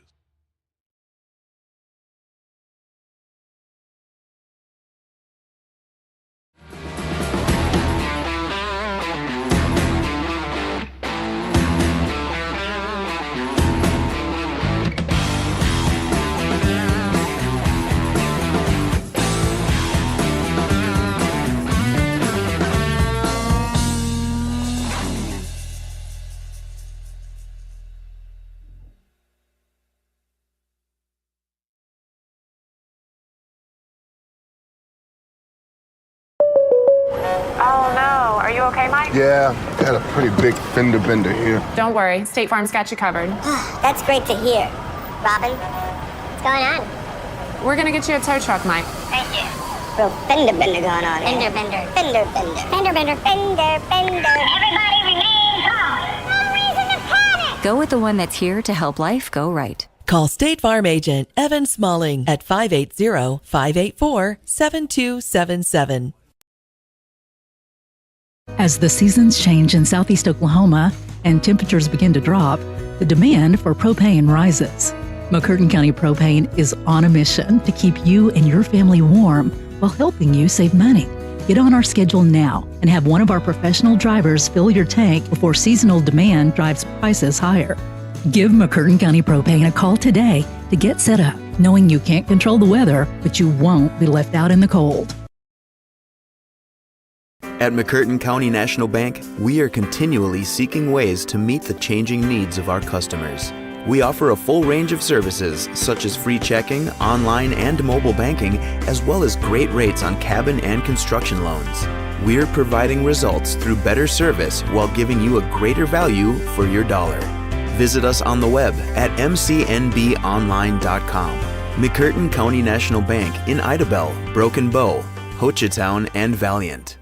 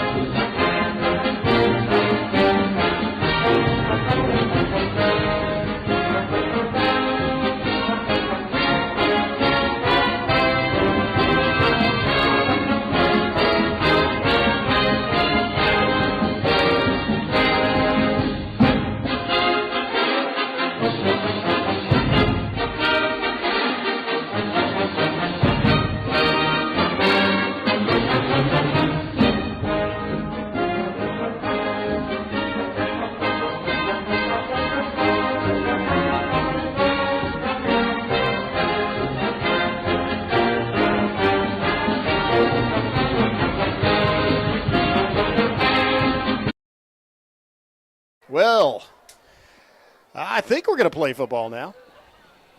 At least that's okay. The game clock is now restarted 31 seconds. So 30 seconds. Hopefully we're going to have a second half kickoff here in 30 seconds. You see the Savage kickoff receiving team coming out on the field. And, they got a long time to draw things up for halftime. I think maybe they called it halftime because half the time of the entire event was between the second and third, the end of the second and the start of the third quarter. That was half your time. Well, we're about to get back underway here, though, as you see the Savage kickoff return team out on the field and the Cougars taking their sideline. Looks like another update with 12 minutes to start of the fourth quarter. Hilldale 41, Fort Gibson 28. So looks like they've extended their lead there. Poto 61, Stillwell 20. That's the final. So, as expected, the Pirates win going away. They finished an undefeated regular season. And looking at, again, the district 4A4 district champs and playing a number 4 team out of the sister district. Another score around 4A4. Looks like it's Sallisaw 21, Medill nothing. That shows in the third quarter. And, of course, here your score is 21-14 as the Savages are back to receive the second half kickoff to get things underway. Here's kick, long kick. It's going to be returnable, going to be fielded at actually caught fair catch at about the 20-21 yard line. See, mark it right at the 20 by Nocum, and that's where the Savages will, at long last, take over to begin the second half.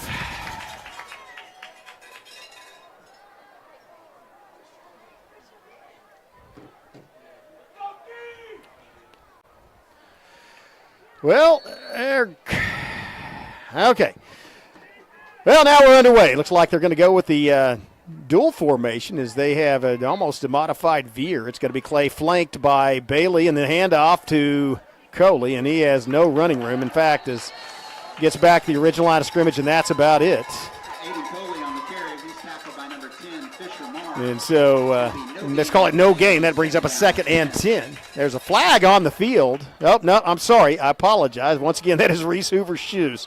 Man, it got me again. Okay. 2nd and 10 for the Savages from their own 20. They got Tenahara flanked out to the near side.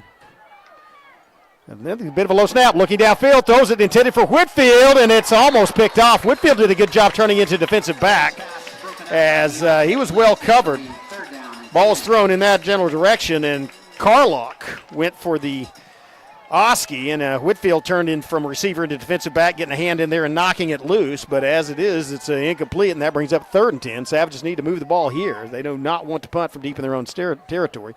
Also like to maintain some momentum after that, just a tremendous first half. Same formation. Here's the snap, and it's going to be handoff looking for running room. Coley breaks one tackle. He's 25, 30, first down, Marauders and Morris. Coley keeps going all the way to the 38-yard line. That was just a nice cut. And, boy, he was moving fast. Coley did not waste any time getting up to full speed and then just cut it straight up the field. Got first down yardage and more, but there's a flag at the 20-yard line on the near side, and that's the area. Yeah, holding. Well, unfortunately, that's going to negate the run, an excellent run by the senior Aiden Coley, and move the Savages back, and they will replay 3rd down.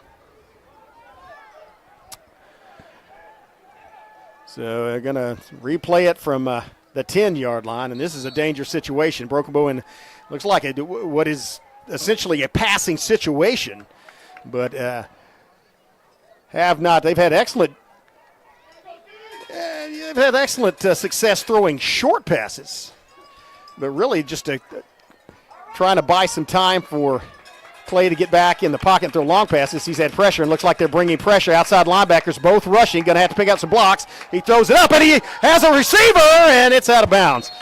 Thrown over the outside shoulder as Tenahara tried to adjust to it. Ball falls out of bounds. Savage is going to have to punt from way deep in their own territory. And so after a run for no gain, an incompletion, penalty, and another incompletion, they're going to be kicking from their own goal line. And this is a very dangerous area, as they have Savages have had a lot of difficulty with the punting team, just not really much net punting. And so really need to get it downfield, at least get it past the line to gain, the 30-yard line. And Tenahara back to punt. Here's the snap. Here's the kick, and he is, it's partially blocked. And so will fall out of bounds at about the 30-yard line, and that's going to set the Cougars up in great field position for their first possession of this half. They're the best field position by far for the Cougars, is they're going to take over inside the Savage 30-yard line at about the 29. Again, that was partially blocked. So Savage defense going to have to make a tremendous stand as they Savage is still trail by 7. But coming into the second half, have lost any momentum they had, and now it's the Cougars that are looking to score. And they may throw a fade route on that far side, try to go for it in one play as they have the Savages down. Let's see what they do, and that's going to be a handoff up the middle, and he's taken down. Nice job, Nocum. Corey Nocum coming and making a tackle at the line of scrimmage. Maybe a ball carrier falls forward for an extra 2, but good run support from the safety. Let's call it 2nd and 8. Does get the clock running. As Cougars, the wind has died down as to about half of its first half velocity. Here's the quarterback, one man in the backfield. Snap, looking downfield, looking for the end zone, going to throw a fade route and overthrown. Had the man open as he had about a step or 2 on Nocum, just overthrown. So the incompletion stops the clock, but brings up a 3rd and 8. And Savages can, I don't know what kind of kicking game. They do have a slight wind, but it is a crosswind, and the Savages can hold them here. You're looking at about a 43-yard field goal attempt if it's an incomplete pass. So it may be in 4-down territory. Don't know. Let's see what happens. Twins split off to the far side. Single receiver the near side. Man in the slot, one back in the backfield. Quarterback looking at it's like a receiver screen. Oh, nice move. As Frazier broke on the ball and it was thrown outside. So that is the decision. I think they're going to go for it. I think it's too far for a field goal, and they may just try to take a shot at the end zone again. They did have a man open, just overthrown by the quarterback on 2nd down. And Carlock, one thing Carlock really, of course, I'd say hasn't had a lot of pressure from the Savages, but really he hasn't had a drop back pass. He releases the ball within a second. Now he has pressure, and that's blown dead. That may be an illegal procedure penalty and move the false start. So that is going to back up outside the chains. That's going to put the Cougars back to their own 32-yard line. Or sorry, not their own, to the Savage 31-yard line. It's the same thing, except it's the Savages instead of theirs, and it's the 31 instead of the 32. My apologies. Again, that's me in math. 31-yard line, 4th and 13. Line to gain is the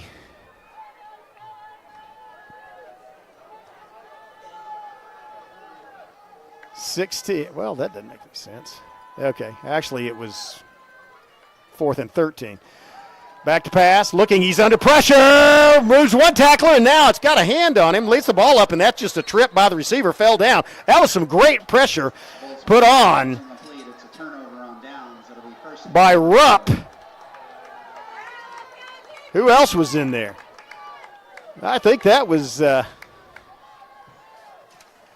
couldn't tell if that was, I think that was Kennebrew. It was. I saw the 0 on the back of the jersey. Anyway, it's a team game, so a team sport. Savage is good, putting good pressure, and force a 4 and out. After that, after a poor punt that was partially blocked, Savage defense holds strong, and gives the offense the ball back. That's got to put a little wind back in the Savage sails. Defense performing well on that first possession. Now there's a snap again, a low snap, handoff. Bailey looking for the side. Now it cuts it up, gets to the 35, and falls across. That was a nice cut, as it looked like he didn't have a lot of room to run, and Bailey made a little cut and then made some room for himself, squared his shoulders up, and surged ahead for about 6 yards. All the way to the 37-yard line. Line to gain is 41. That makes it 2nd and 4. Nice run by Bailey. And a good job of finding the open spot and surging through it. Again, it's Coley this time. Coley looking for first down yardage, and he stopped short of it, but just barely so as he gets to the it looked like he fell across the 40. So the line to gain's a 41, going to be about a half-yard short. And that brings up third and very short. They're going to mark it down right at the 40-yard line. And I get it in most situations. This is where I disagree with the habit of referees to just mark it at the nearest yard line, because it was about halfway between them. Either way, it's third and short. Savage is going to have to try to get the first down. They're going to send Coley, first down and more, 45 to about the 47-yard line. Savages do move the chains. Nice job by the offensive line blocking, as Coley had running room. He was not touched until he was past the line to gain. Good offensive surge by Mulkey and company. Savages first and 10, new set of downs from their own 46-yard line. Same formation, hard count. Cougars don't bite on it. Oh, play action looking downfield. Now he's got to run, and now he needs to tuck the ball in, or he's going to lose it. That was a face mask, and that's going to give Savages 15. Clay slow getting up. He was pulled down by his face mask, and so that's going to be a 15-yard penalty against the Cougars and give the Savages another first down. Yeah, pretty obvious. And they're going to mark it from the 39-yard line. So should be actually right at the line to gain. So marked off 15 yards. And what are they talking? I don't know what they're talking over. Pretty obvious face mask. It is face mask, and that's a 15-yarder, and that's going to give Broken Bow a first and 10. So Savage is going to get it into Cougar territory, first and 10 at the 46-yard line of Ada. Actually, sorry, at the 44-yard line of Ada. And so first and 10, Broken Bow. Savages do trail by 7, 21-14, 8:22 left, third period. Same formation. They got Whitfield split out to the far side. Tenejero split out to the near side. Coley and Bailey in the backfield with Clay. Hard count. Cougars stay home, do not bite. 7 seconds left and ticking on the play clock. They send Tenejero in motion, and then it's going to be a handoff. Watch out, it's Coley. He moved. Oh, nice move by Coley as he cut back inside. Wow, he is showing some fancy footwork as he cut inside one of the linebackers. Got almost to the line to gain. 9 yards on first down as Aiden Coley showing some running power, bringing up a second and very short. Let's call it second and 1. It's actually second and about 2 feet. That was a great move by Coley, just a little hip movement and cut inside, eluding a would-be tackler. Second 1, here's the snap, here's the handoff. Coley looking up the middle, yardage, Coley! Oh, what a move by Coley as he's inside the 20, still moving. Inside the 15, another first down. Aiden Coley pounding yardage. Does need to watch that ball, though, as at one point he stretched the ball out in one hand, and they need to tuck that away. An alert defensive back, a linebacker can slap that down, but a great run by Coley. Gives the Savages another first down, this time from the 13-yard line. First and 10, 13-yard line. Savages on a row. It's Bailey this time. Bailey has running room, cuts back inside the 5, the 4, dives across the goal line and gets in. Does he? Savages signaling he does. They're going to mark him down at the 1. Yeah, was not down there, didn't see it, but he was awfully close. It is a first down. So first and go for the Savages at the 1-yard line. Looking to pound it into the end zone. Handoff, Coley bowls his way in. Touchdown, Broken Bow. Come on, ref. Touchdown. There it is. Savages, after a partially blocked punt, hold the Cougars 4 and out, and then drive 71 yards down the field for a 1-yard plunge by Coley, and an opportunity to tie it up on this kick. 21-20 is your score, 6:42 left in the third period. That is a great play by the Savage, or great drive by the Savage offense. Continue the momentum given to them by that 4 and out from the defense. A critical extra point attempt here. Snap's good, holds good, kick is up, and it splits the uprights. It is good. Tie ball game. 21-21, 6:42 left, third period. Savages have tied it up. We'll be back with the kickoff after these messages from our sponsors. You're watching Broken Bow Savage Football on the Pregame Network. Oh no, are you okay, Mike? Yeah, got a pretty big fender bender here. Don't worry, State Farm's got you covered. That's great to hear. Robin, what's going on? We're gonna get you a tow truck, Mike. Thank you. Real fender bender going on. Fender bender. Fender bender. Fender bender. Fender bender. Everybody remain calm. No reason to panic. Go with the one that's here to help life go right. Call State Farm agent Evan Smalling at 580-584-7277. There are the Savages, man. Number 33, I tell you, Aiden Coley, leaving it all on the field tonight, senior in what? I mean, obviously, if you don't win, it's your last game. If you do, and maybe, but no matter, he is playing some football tonight. Missed a couple of games in the middle of the season with injuries, limited action in a couple as well, but he is full force, 110% tonight.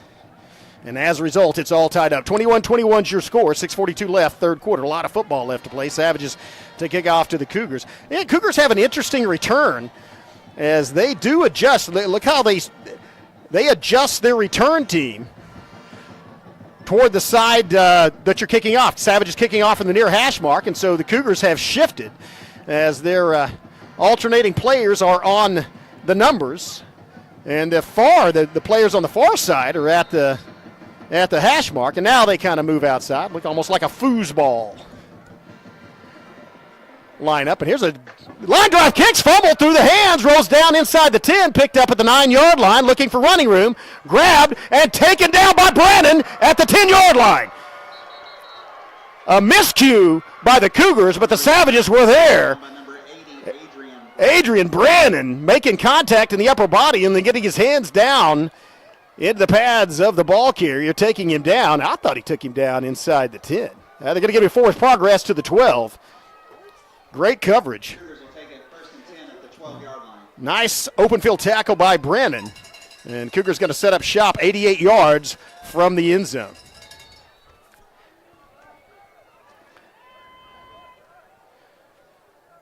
Savage interior line, as they actually look like they have Kenny Brew in there right in the middle playing a nose guard. And there's running back, tries to cut it back inside, forced out. Good yardage on that plunge as the ball carrier cut it back inside and then just actually bought himself a couple of yards. And I think that was Carlock. It was Carlock. Carlock just running it himself. And basically he was sealed off. A nice job by Coley stepping across and forcing him back inside. Carlock lowered his shoulder, squared up, and got about 6 yards on his own, bringing up 2nd and 4. Man in motion. Handoff, looking up the middle. Now springs that off tackle and brought down at about the 21, 22-yard line. Close to the first down. Let's see if they get it. Yeah, marked down right at the line of gain, so that's going to move the chains. 1st and 10. Still, because of that kickoff coverage, just at the 22-yard line. It is all tied up here. 5:45 and ticking here in the third quarter. Savages 21, Cougars 21.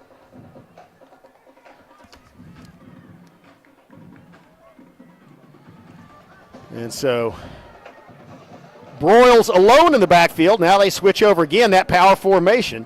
Well, no, they're going to switch out a slot and a wide receiver to this side. They have a back in the backfield. They're going to hand it to Carlock, looking to go outside, has some running room. Stiff arms. Oh, nice open field tackle as Carlock got a hand into Bailey's shoulder pad and helmet and stiff-armed him, but Bailey managed to hang on and bring him down, albeit not before about a 5 or 6 yard gain. Let's see where he's marked down. Right at the 30. He might have actually, there's a flag on the far side. There's a flag on the very far side, like right in front of Rod Davis. That flag is at the very end, at the edge of the field over there. If you see Rod Davis standing over there, I don't know what the call is, but that play, at least the penalty was thrown way over at the other sideline. What is the penalty? I mean, he's indicating a first down. 5-yard penalty is the result. Makes it an Ada Cougar. I didn't see what the penalty was. A 5-yard penalty, an illegal block in the back, or I don't know what the penalty was. But it was, the flag was literally at the Broken Bow sideline. If it was called to this side, I don't know. It shouldn't have been called on Bailey all the way across the field. Anyway, 1st and 10, Ada. Back to pass, Broyles throws it downfield, has a man open, and he is, in and out of the hands of Lindsey. Brock's pass is intended for number 2, Deontay Lindsey. Falls incomplete. It'll be As Lindsey, luckily for the Savages, nice drop if you're Broken Bow. Tough, as he just had Tenejero beat. That was either a long slant or a post route, and he just had Tenejero beat. Get back in position as Ada has already lined up. Now they're going to switch to the power formation, tight end and slot back to the far side.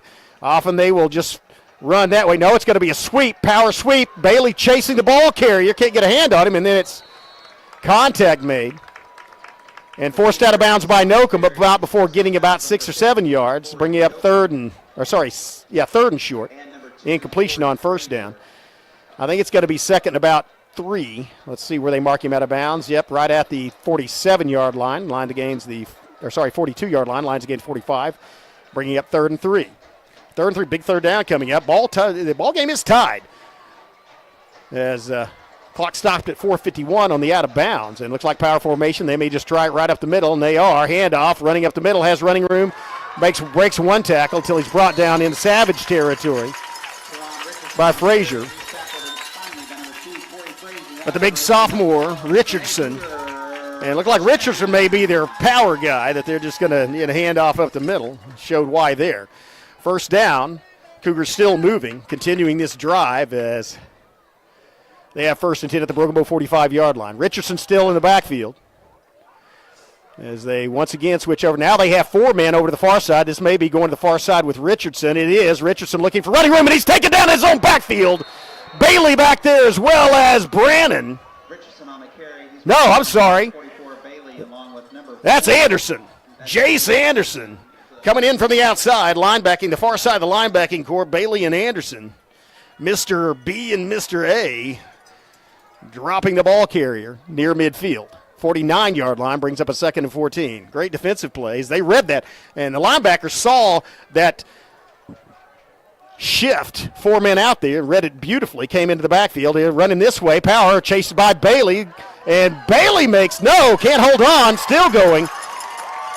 And that was just student body right, and he's brought down by Rupp. Bailey chased him all the way from the backside and did catch him, but couldn't bring him down. That tough running by Anderson. Richardson does move the chains, and so they get out of a 2nd and long on just a power football. That's a toss sweep. You might see it coming to this side.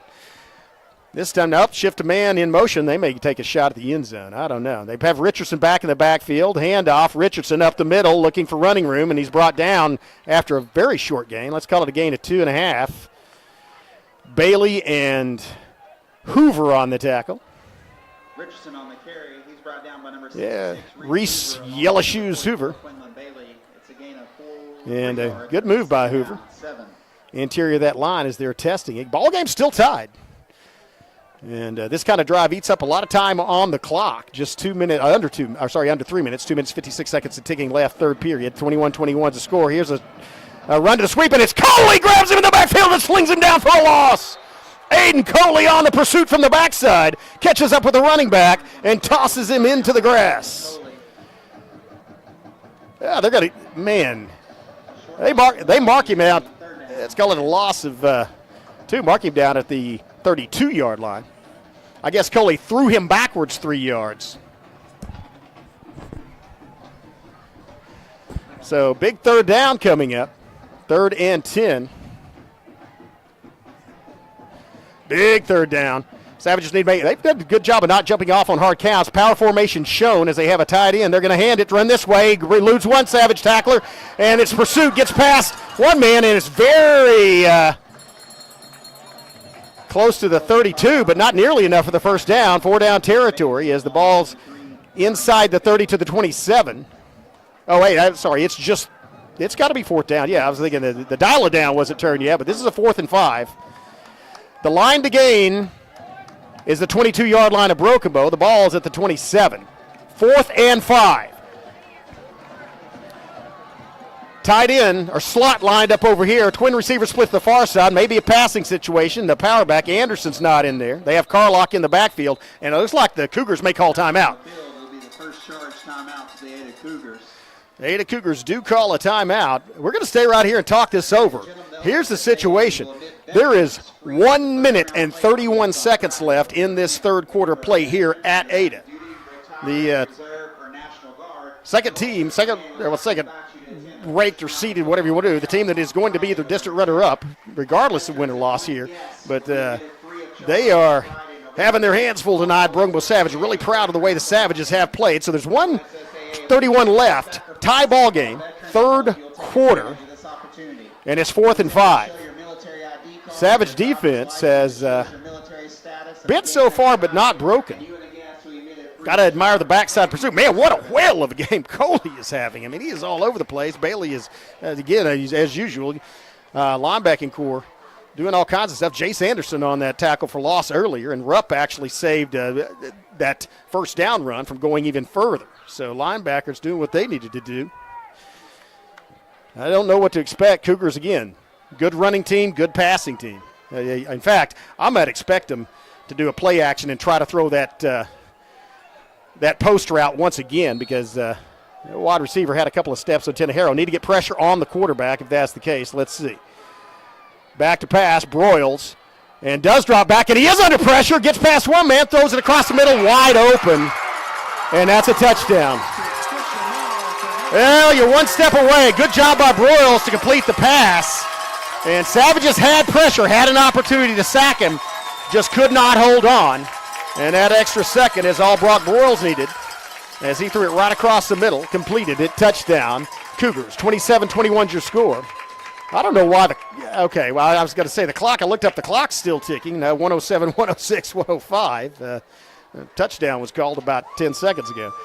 Big extra point attempt here. Savages would be nice to get a block, and Whitfield gets in there. Does not get to it, though. It is up, it is good, and that makes it 28-21.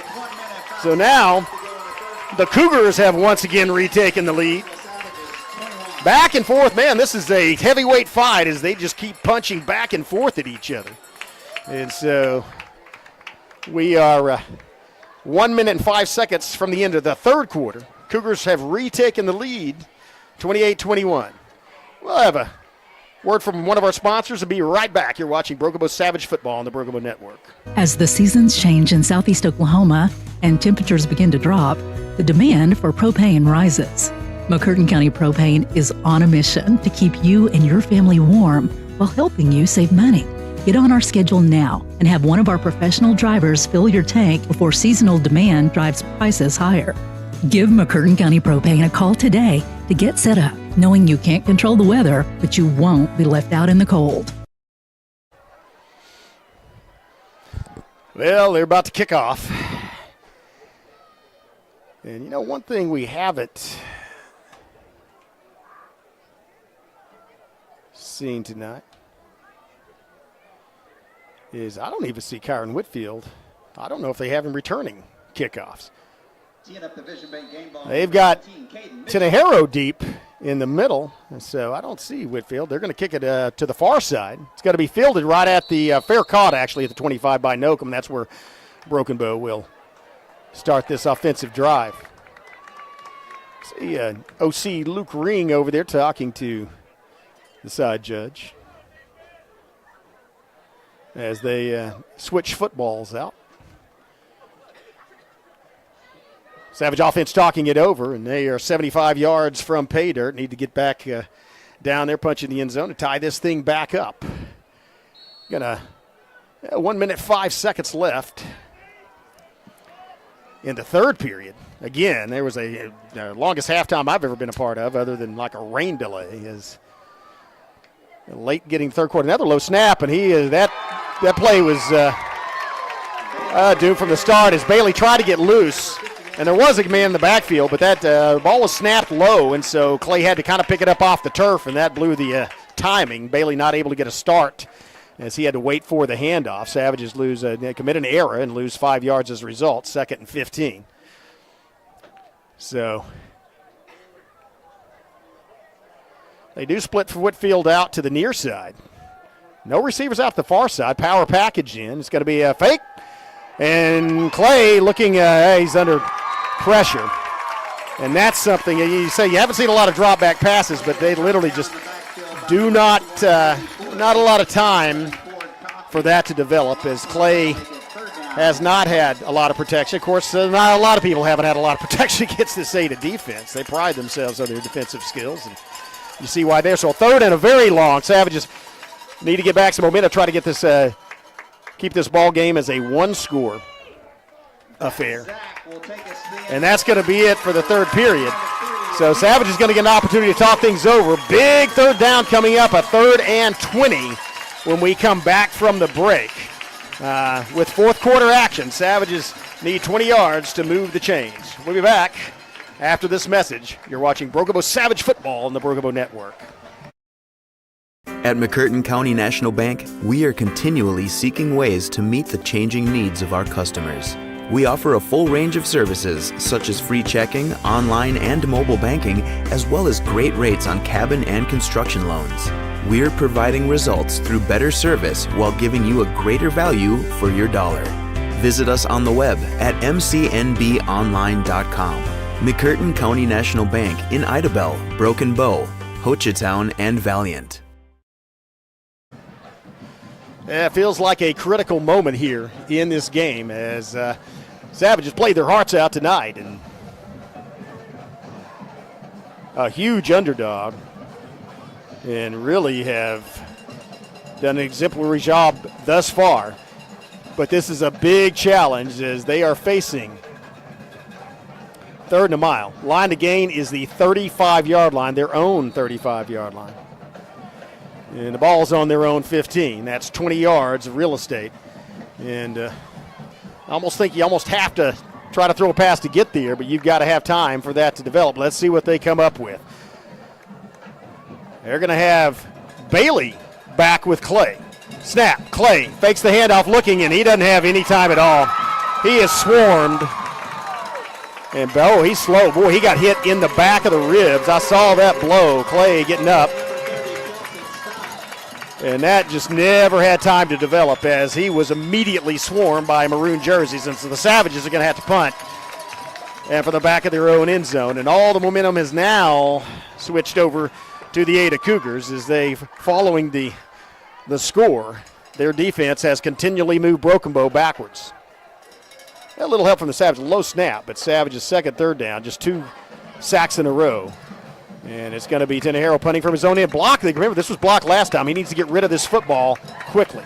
Here's the snap. Good snap. Got to run and got a pretty good kick. Let's see if it takes a Savage bounce. It does. And then it just kind of 9-irons its way toward the sideline. And so it'll be marked dead, but at the Savage 36, 37-yard line. And so Cougars with a 1-touchdown lead will take over with 11:04 left in the game. Inside Savage territory, 32 yards from pay dirt. Savage is going to have to keep him out and try to, the 37-yard line, not 32.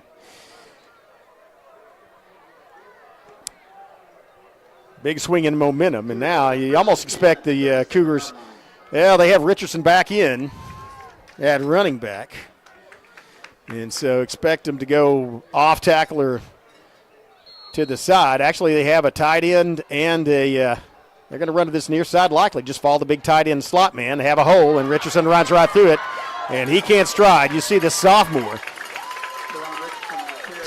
running back that the Cougars are big on. Thinks he's going to develop into a D1 player, and he kind of looks like it there. Big, strong, fast, and able to accelerate quickly, and as a result, runs right through that hole. Off tackle, gets the chains moved, and the ball inside the Savage 35, just inside it. Let's call it the 34-yard line. Same formation except to the other side, tight end slot, and they're going to fake it. No, they're going to run outside. No, nice job of the Savages turning it back in. Missed 2 tackles, though, and it's Bailey with a touchdown-saving shove out of bounds. Nocum had a shot at him, as did Frazier, and neither one of them able to bring him down. And that was LeKevin. I should distinguish between the Richardson. That was LeKevin, number 8, carrying it, and not Karen Richardson, number 23. 1st and 10, or I should say 1st and goal. just inside the 10. Here's the snap, handoff. Richardson up the middle looking for running room. Gets inside the 10 and not much more. Yeah, blow the whistle, ref. Down to about the 7, possibly the 6, depends on where they mark it. Bailey getting off the bottom of that pile. And he is makes a collision. And so they're going to bring Brock Broyles out. The throwing quarterback. And looks like they're going to send, I don't know who's that, Fisher Marr in at quarterback. This may be a Wildcat, and it is. They basically have 3 running backs as Carlock in at, I guess, quarterback. He's going to take a direct snap, and he's going to get stopped in the backfield. Great job of the Savages of penetrating and getting a hold of Carlock. That's Bailey and Kennebrew and Whitfield, a junior and 2 seniors making the stop, getting good penetration. And so let's call that a loss of 2 yards. And it's going to be 3rd and goal. Savage can stop it here. The Cougars will probably kick a field goal. That would make it a 2-possession game. They have an excellent kicking staff. So let's see what they do. Savage need to come with a big stop. Oh, that's good. Royals back in to pass, and now it's Richardson looking for running room outside. Chased down by Bailey. Good job of the Savages shutting it down as Bailey ran him down. Brought him down at the 5-yard line. And so that's going to be 4th and goal from the 5, and I almost expect, let's see if they put the kicking unit on. Yeah, they're not going to do it. They're going to go for it. They still have Richardson. Still have the offense in there with Richardson. As still have Brock Broyles in at quarterback. Again, the ball's at the 5-yard line, and so it would be a chip shot field goal, but they may go for a hard count, see if they can make the Savages jump off sides and get half the distance. I don't know. Broyles and Richardson in the backfield. Single receiver split out the far side, looking at throwing a fade route, and that was a little push-off. Drops the football. Savages turn it over on downs. So the Cougars opt to go, not to go for the field goal. Savages hold on 4th. And now it's Brokobo's opportunity with 8:13 left in the game, down by 7, to march down the field and tie things up. Good defense. Savages a long way from the end zone. Well, I should say a long way from the end zone they want to be in, as they are at the 5-yard line, 95 yards, but lots of time. 8 minutes and 13 seconds. Savages, they've seen a lot of success running the ball, specifically with Aiden Coley, senior, showing the best job of running I've seen Coley do ever. I mean, he has been on fire tonight. Had one of his best runs called back. 1st and 10, Brokobo, their own 5-yard line. Switch Coley over to the slot. Whitfield in the backfield. Low snap. It's going to be a keeper. Clay looking for running room. Breaks 1 tackle. Gets across the 5 to about the 7 or 8. And he's brought down. That was looked like that might have been a low snap or a busted play. Savages do gain some yardage. As let's call it a gain of 2. Bring up 2nd and 8. Same formation with Whitfield back there with Clay. Well, they have Baker in the slot, looks like this time, instead of. They bring Baker across. It's Whitfield. Watch out. They get him across the 10. Close to the first down, about a yard short. Looks like he's at the 14-yard line. That's going to bring up 3rd and very short. 3rd and 1. Big 3rd down coming up. Savages need to move the chains here. Result of the play makes it 3rd down and 1. I haven't seen the Savages run a hard count and try to get the Cougars to run off. I saw one early in the game, but that may be what they do here. No, they're going to snap and hand it. Whitfield has running room outside. 1st down and more. 20, 25. Whitfield cuts it back in. 40. Stepped out of bounds, but not before getting about 15 yards all the way to the 30-yard line, and that's going to be where the Savages have 1st and 10. Nice run by Whitfield. Good blocking to seal it off. And he goes up the sideline. 1st and 10, Brokobo. Huge conversion there as the Savages retain possession of the football, down by 7 points. Get the ball 1st and 10 at their own 31. 7:10 left in the football game. They've got Coley back in the backfield. Baker in the slot. Play action. Throw it up. It's going to be intended for Tinahero, and he brings it down. Tinahero with the catch. Caught at the 39-yard line. They're still struggling over the football. Guys, you got to signal. The officials The defensive back at Tenahara wrestling for that football for about 10 seconds, but Tenahara was caught and then was down, and that ends the play. And great pass. Nice concentration by Tenahara to pull it in. Savages first down in Cougar territory. 1st and 10 from the 40-yard line of Ada. Whitfield and Coley in the backfield, along with quarterback Clay. Tenahara split out to the far side. Champagne to the near side. It's going to be a handoff. Watch out, it's Whitfield. He's dragged down by the ankle, but he pulls ahead, falls forward for about 4 yards, bringing up 2nd and 6. Whitfield looking for an official to give the ball to. So gain of 4. Clock continues to run, 6:26. Lots of time. Savages actually would kind of like to drive down and, first of all, get and score. But time not really a factor now, as over 6 minutes left, and they're inside the 40-yard line. Sorry, at the 36-yard line of the Cougars. Back to pass, has time to throw, finds a man across the middle. It's Whitfield, and he gets loose from a ball carry. He's to the 35, inside the 30, first down yardage, falls forward. Whitfield made an amazing move after the catch, eluded or pulled loose from the would-be tackler, and he's down. That might have hurt Whitfield, is that ankle. Both his ankles are taped up, but he does get the first down. Oh, come on. He fell across that line. You got to be kidding me. Mark short of the first down, so that brings up a 3rd and 1. Tremendous effort by Kyron Whitfield. So 3rd and less than a yard. Clock continues to run. The clock is at 5:55. We've seen that before. I don't know why the clock is stopped. I mean, the clock is stopped at 5:55, has not started again, and first down, Broken Bow. The clock was stopped at 5:55. Whitfield was ruled down inbounds. I don't know why the clock was stopped. So, Savages do get the first down, move the chains, and so the clock should continue to run.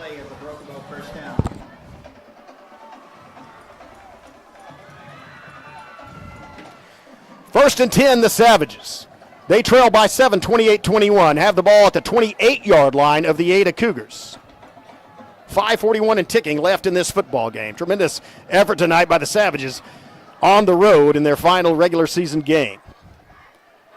Back to pass, looking. Oh, it's just a toss to Whitfield to the 30, 25, 20. Whitfield knocked down short of the first down at about the 20-yard line. But on first down, picks up about 8. There's a flag on the far side of the field, and that's probably in that position. It could be offsides. It's right at the opposite side on the numbers. And it is at the 20, so let's see what the call is. That's good. Yeah, he's looking. It's going to be against the Cougars. The referee's looking at the Broken Bow sideline, waving his hands like decline it. So it may be an offsides in the position. It's going to be defensive holding. They may take that. Is that off the automatic first down? I think defensive holding's an automatic first down. So, and it may be from the spot of the ball. Let's see what they're going to do here. Whitfield got to the 20-yard line, which was short of the first down, but just by 2 yards. So the Savages, I think, are going to take the penalty, which will advance the ball further. And also, it's automatic first down, but that will give them that'll put them inside the 10-yard line. Oh, I'm sorry, just outside the 10-yard line. The 12-yard line, 1st and 10 for Broken Bow. Tremendous effort by Whitfield and a nice little decision by Anthony Clay to toss to the ball. 5:22 and ticking. 7-point game, 1st and 10, Broken Bow from the 12-yard line. What a great effort by this team on the road against the top 5 Ada Cougars. They send Coley across into the slot for the far side. Whitfield in the backfield, toss to Whitfield, looking to get loose. Stiff arms one man. Whitfield to the 10, turns it up, and he's out at about the 7-yard line. Gets to the boundary. Nice stiff arm by Whitfield, as it looked like he might be brought down in the backfield. And does the quasi-Heisman pose with a stiff arm and gets 7 yards on first down, bringing up 2nd and 3. Is forced out of bounds. That stops the clock with 5 minutes left to play.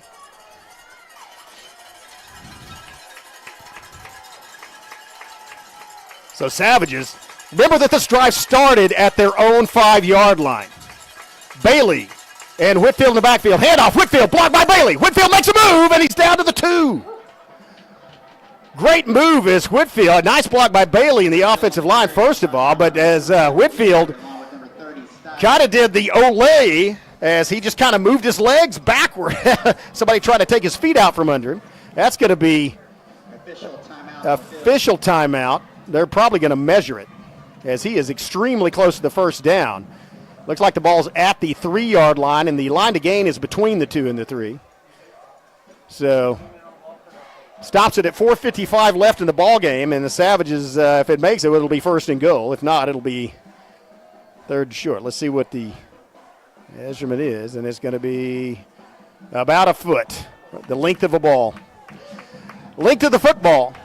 Third down on the length of football for Broken Bow, and obviously 4-down territory.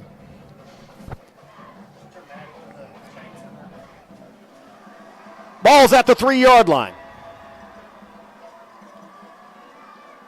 The Savages have driven 92 yards following a goal line stand, but they need 3 more. 28-21 is your score, 4:55 left. Here comes the Broken Bow offense onto the field. Lining up. Whitfield and Bailey in the backfield. And now somebody's calling timeout. We're going to stay right here and talk this over. What a tremendous effort. Just a tremendous effort, first of all, on the road against the Ada Cougars, a heavy favorite tonight. And the Broken Bow Savages have played their best game of this season. Again, it's Aiden Coley. I don't know. He may not be 100%, but what a game for Aiden Coley. Man, he is playing superbly. And Savages have basically 2 plays to make the length of the football. What you can't do is lose yardage. You know what? And again, you normally if you're looking at pro or college football, I say quarterback sneak. You got to keep in mind you're going up against an a defensive line that outweighs Broken Bow by an average of 50 pounds, and so you really don't have the advantage of surging against your opponent. So you may have to go with a battering ram. You have 2 plays to make it. Also, you want to get in the end zone. So, again, you have multiple opportunities. Looks like they may be going with a power package, though, as they have multiple weapons in the backfield. They've got Coley, Bailey, and Whitfield back there with Clay. And they are going to line Coley and Bailey up in a double slot. Whitfield behind them. Here's Clay. Handoff. Whitfield has the first down. Down to the 1-yard line. Moves the chains. First and goal, Broken Bow. He's brought down by number 10, Fisher Marr. Clock should continue to run. The clock stopped at 4. I don't know why they keep stopping the clock. The clock is stopped at 4:50. It's a first down. And the clock is still stopped at 4:50. The clock has not started back up. He was brought down in field. There's no moving the chain, so you got to wind now the clock starts moving. 4:46 and ticking. First and goal, Broken Bow. A yard away. Whitfield, and there's a flag, and that was blown stopping play, which normally is a false start. Let's see what the call is. Indication is offside. Oh, offsides, half the distance to the goal. I don't understand why you stopped the play on offsides. I thought that was a free play, but I may be wrong about that. Anyway, good news for the Savages. I mean, obviously take the penalty, and we'll move it a little closer. It was a yard away, and now it's half a yard. Clay gives the instructions to his team. Now he is flanked by Bailey and Whitfield. It's going to be handoff. Whitfield looking for the end zone. Doesn't get in. Still surging. Boy, he is close. Whitfield's still up. He never went down. His forward progress was stopped. The clock continues to tick. So that was first down. No gain. Let's call it second down and go. Savages actually, might be a smart move for the Savages to wait until the play clock gets down to about 5 seconds before they snap it. As the game clock is moving, 4:05. Play clock still has 18 seconds left on it. Let's see what they do. Same formation to this side. It's going to be low snap. Whitfield up the middle. Whitfield in the end zone. Touchdown. Touchdown, Broken Bow. As Whitfield dives across. Great offensive surge by the Savages, and there's a Cougar down. Man, I hate to see that. So Savages 1 point from tying this up with 3:55 left in the football game. See if the Cougar player stands back up, and so, boy, he is hobbled. Savages, big decision time for Broken Bow. We're going to stay right here. Let's talk about this drive, though. The Savages started this. First of all, the Cougars had it down first and goal on Broken Bow, and the Savages had a 4-play goal line stand with their backs to their own goal line. Then the Broken Bow offense drove 95 yards and punched it in the end zone. What a great effort here late in the fourth quarter, late in the game. And they are now 1 point away. It's 28-27, 1 point away from tying this thing up. I just have to say how proud I am of these young men. Boy, you've really done a tremendous job of representing Broken Bow and what Broken Bow football is all about here tonight. Huge underdogs coming into this game. And they are playing, they're leaving everything. They have left everything on the field here. A lot of time left to play, though, in this football game, and no play more crucial than this one. And I don't know. They may be talking over if they're going to go for 2 or if they're going to kick the extra point. Again, lots of time left. But, and again, the Savages, they've been better. They've had better kicking success. But again, they're probably still about 60 or 70% of the season. And I think they're going for 2. They are. Here comes the offense. Savages looking for the victory on the road. And again, it doesn't guarantee victory. They have 3:55 left to play in the game, but they are going for 2. Whitfield in the backfield in the Wildcat. Direct snap. Whitfield looking to run. Whitfield making a move for the sideline. Now he's a reversing field. Whitfield turns back around. Trapped right in the corner. Whitfield spinning, diving for the goal line. Does not get there, 1 yard short. 1 yard short, and Whitfield is on the sideline. Whitfield's still down on the sideline. He's hurt. He's in pain. They're signaling for somebody to come assist him. Well, 3:54 left in the ball game. Savages on the missed extra point, and I agree with that call. You got to go for it. It's not a guaranteed extra point if you don't make it. You're on the road. You go for the win on the road, especially when you're the underdog. Whitfield still down. Man, that's senior, and he is being examined by the coaches over there. We're going to take a quick break. Have a word from our sponsors to be right back with the final 3 minutes and 54 seconds of this football game. You're watching Broken Bow Savage Football on the Broken Bow Network. They've been supporting the Savages for a very long time. Bailey Lumber Company, a family-owned tradition in Broken Bow for over 80 years. Located just 5 miles east of Broken Bow, they're your go-to destination for all your lumber needs with everything you'd expect from a big store with the added charm of hometown service and competitive pricing. Need your materials delivered? Bailey Lumber Company will help you with convenient delivery options. Bailey Lumber Company, supporting the Savages.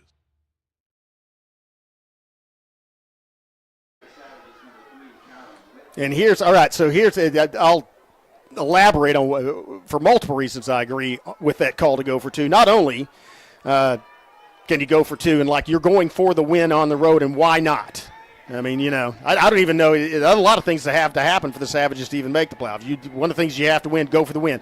The other thing is, if you do make it, then you have the lead. You can kick away and rely on your defense to stop your opponent. If you don't make it, you can kick you have to kick an onside kick to get possession of the ball, and that's probably what the Savages are going to do. So that gives you the option to still be in control of how you're going to handle that kick. And so I expect to see, again, Savages do have 1 timeout left, I believe, and 3:54 left, but the way that Ada runs the ball, you can burn that timeout, but if they get 3 first downs, if they get possession of the ball and 3 first downs, that likely means they can run the clock out.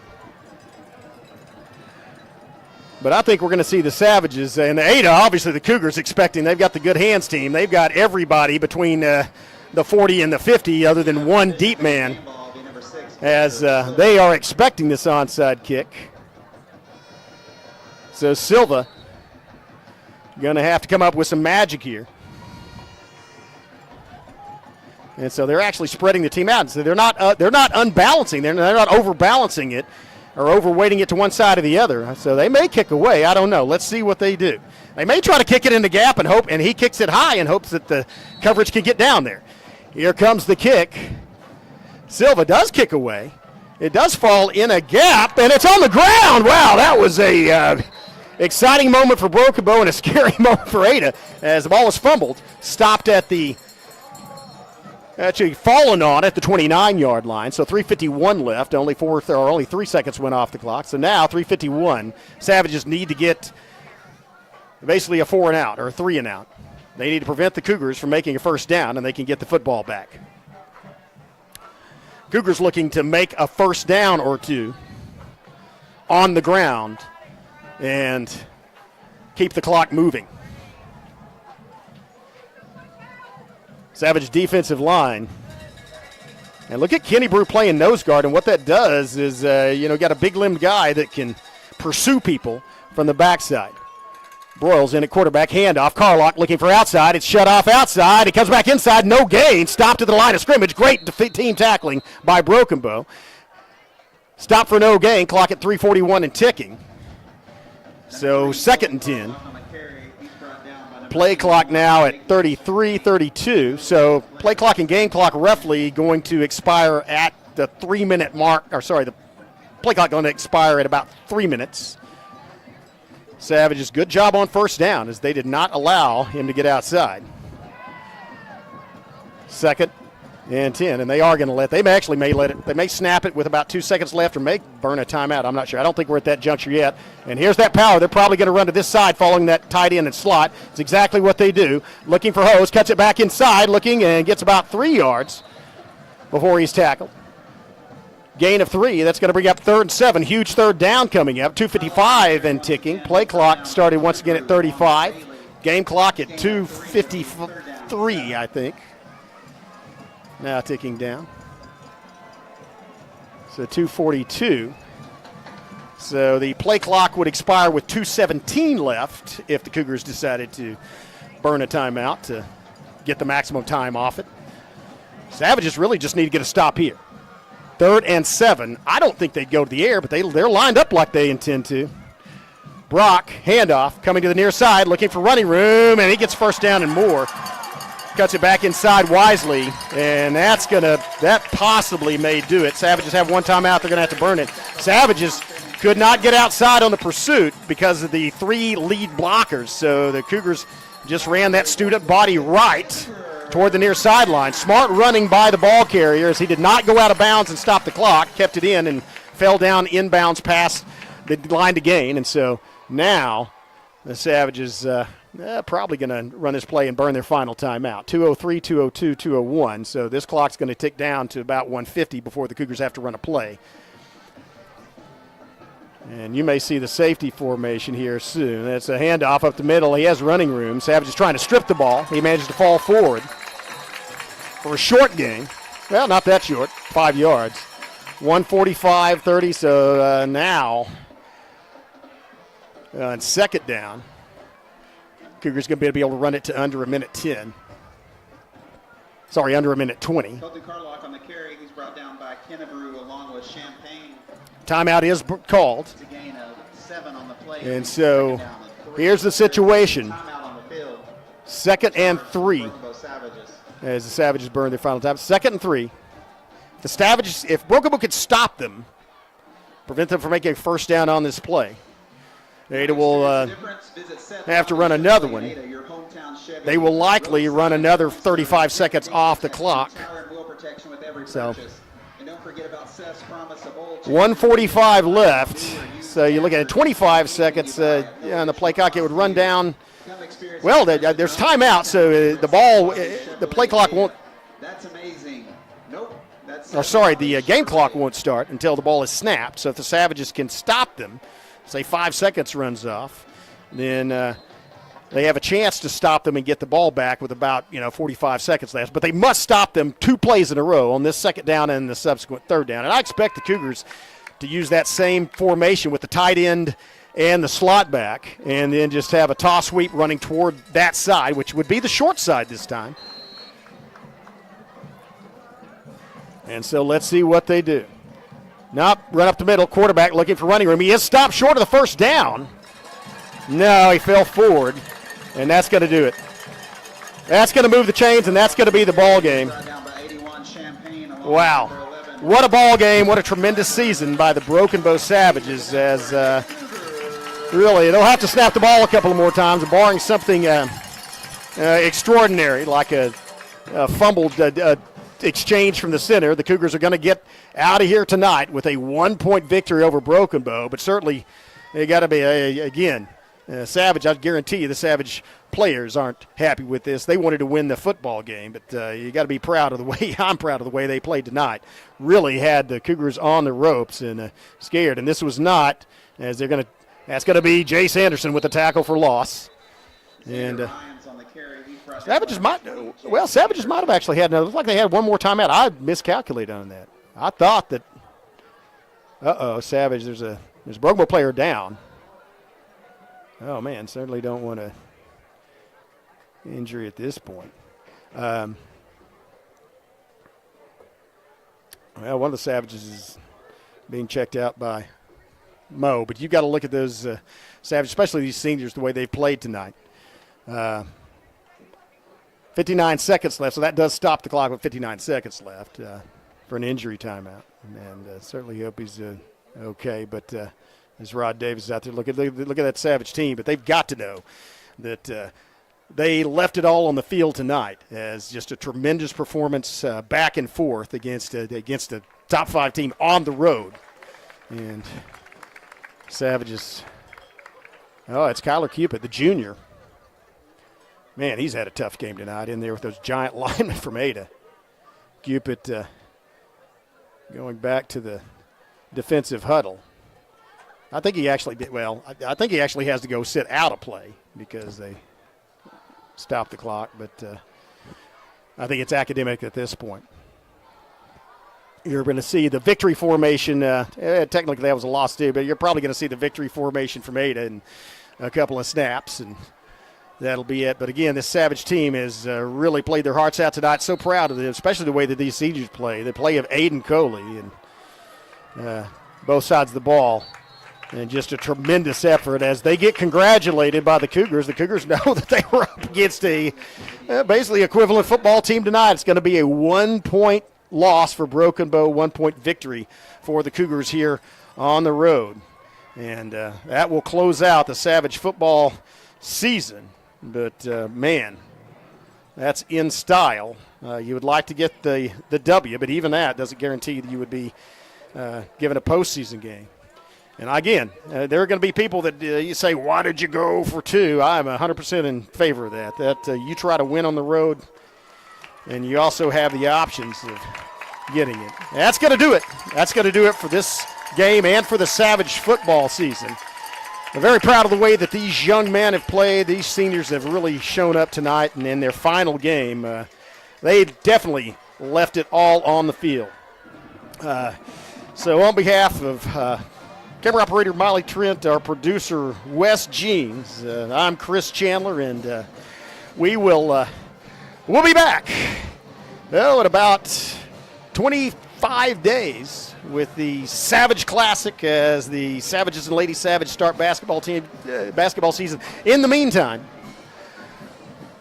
check out the Broken Bow Facebook page, Broken Bow Public Schools Facebook page, and if you want to go back and watch any of these games here on the YouTube channel for the Broken Bow Savages YouTube channel, then check it out and watch them again. This one tonight certainly deserves another watch as Broken Bow Savages left their hearts on this field and everything else.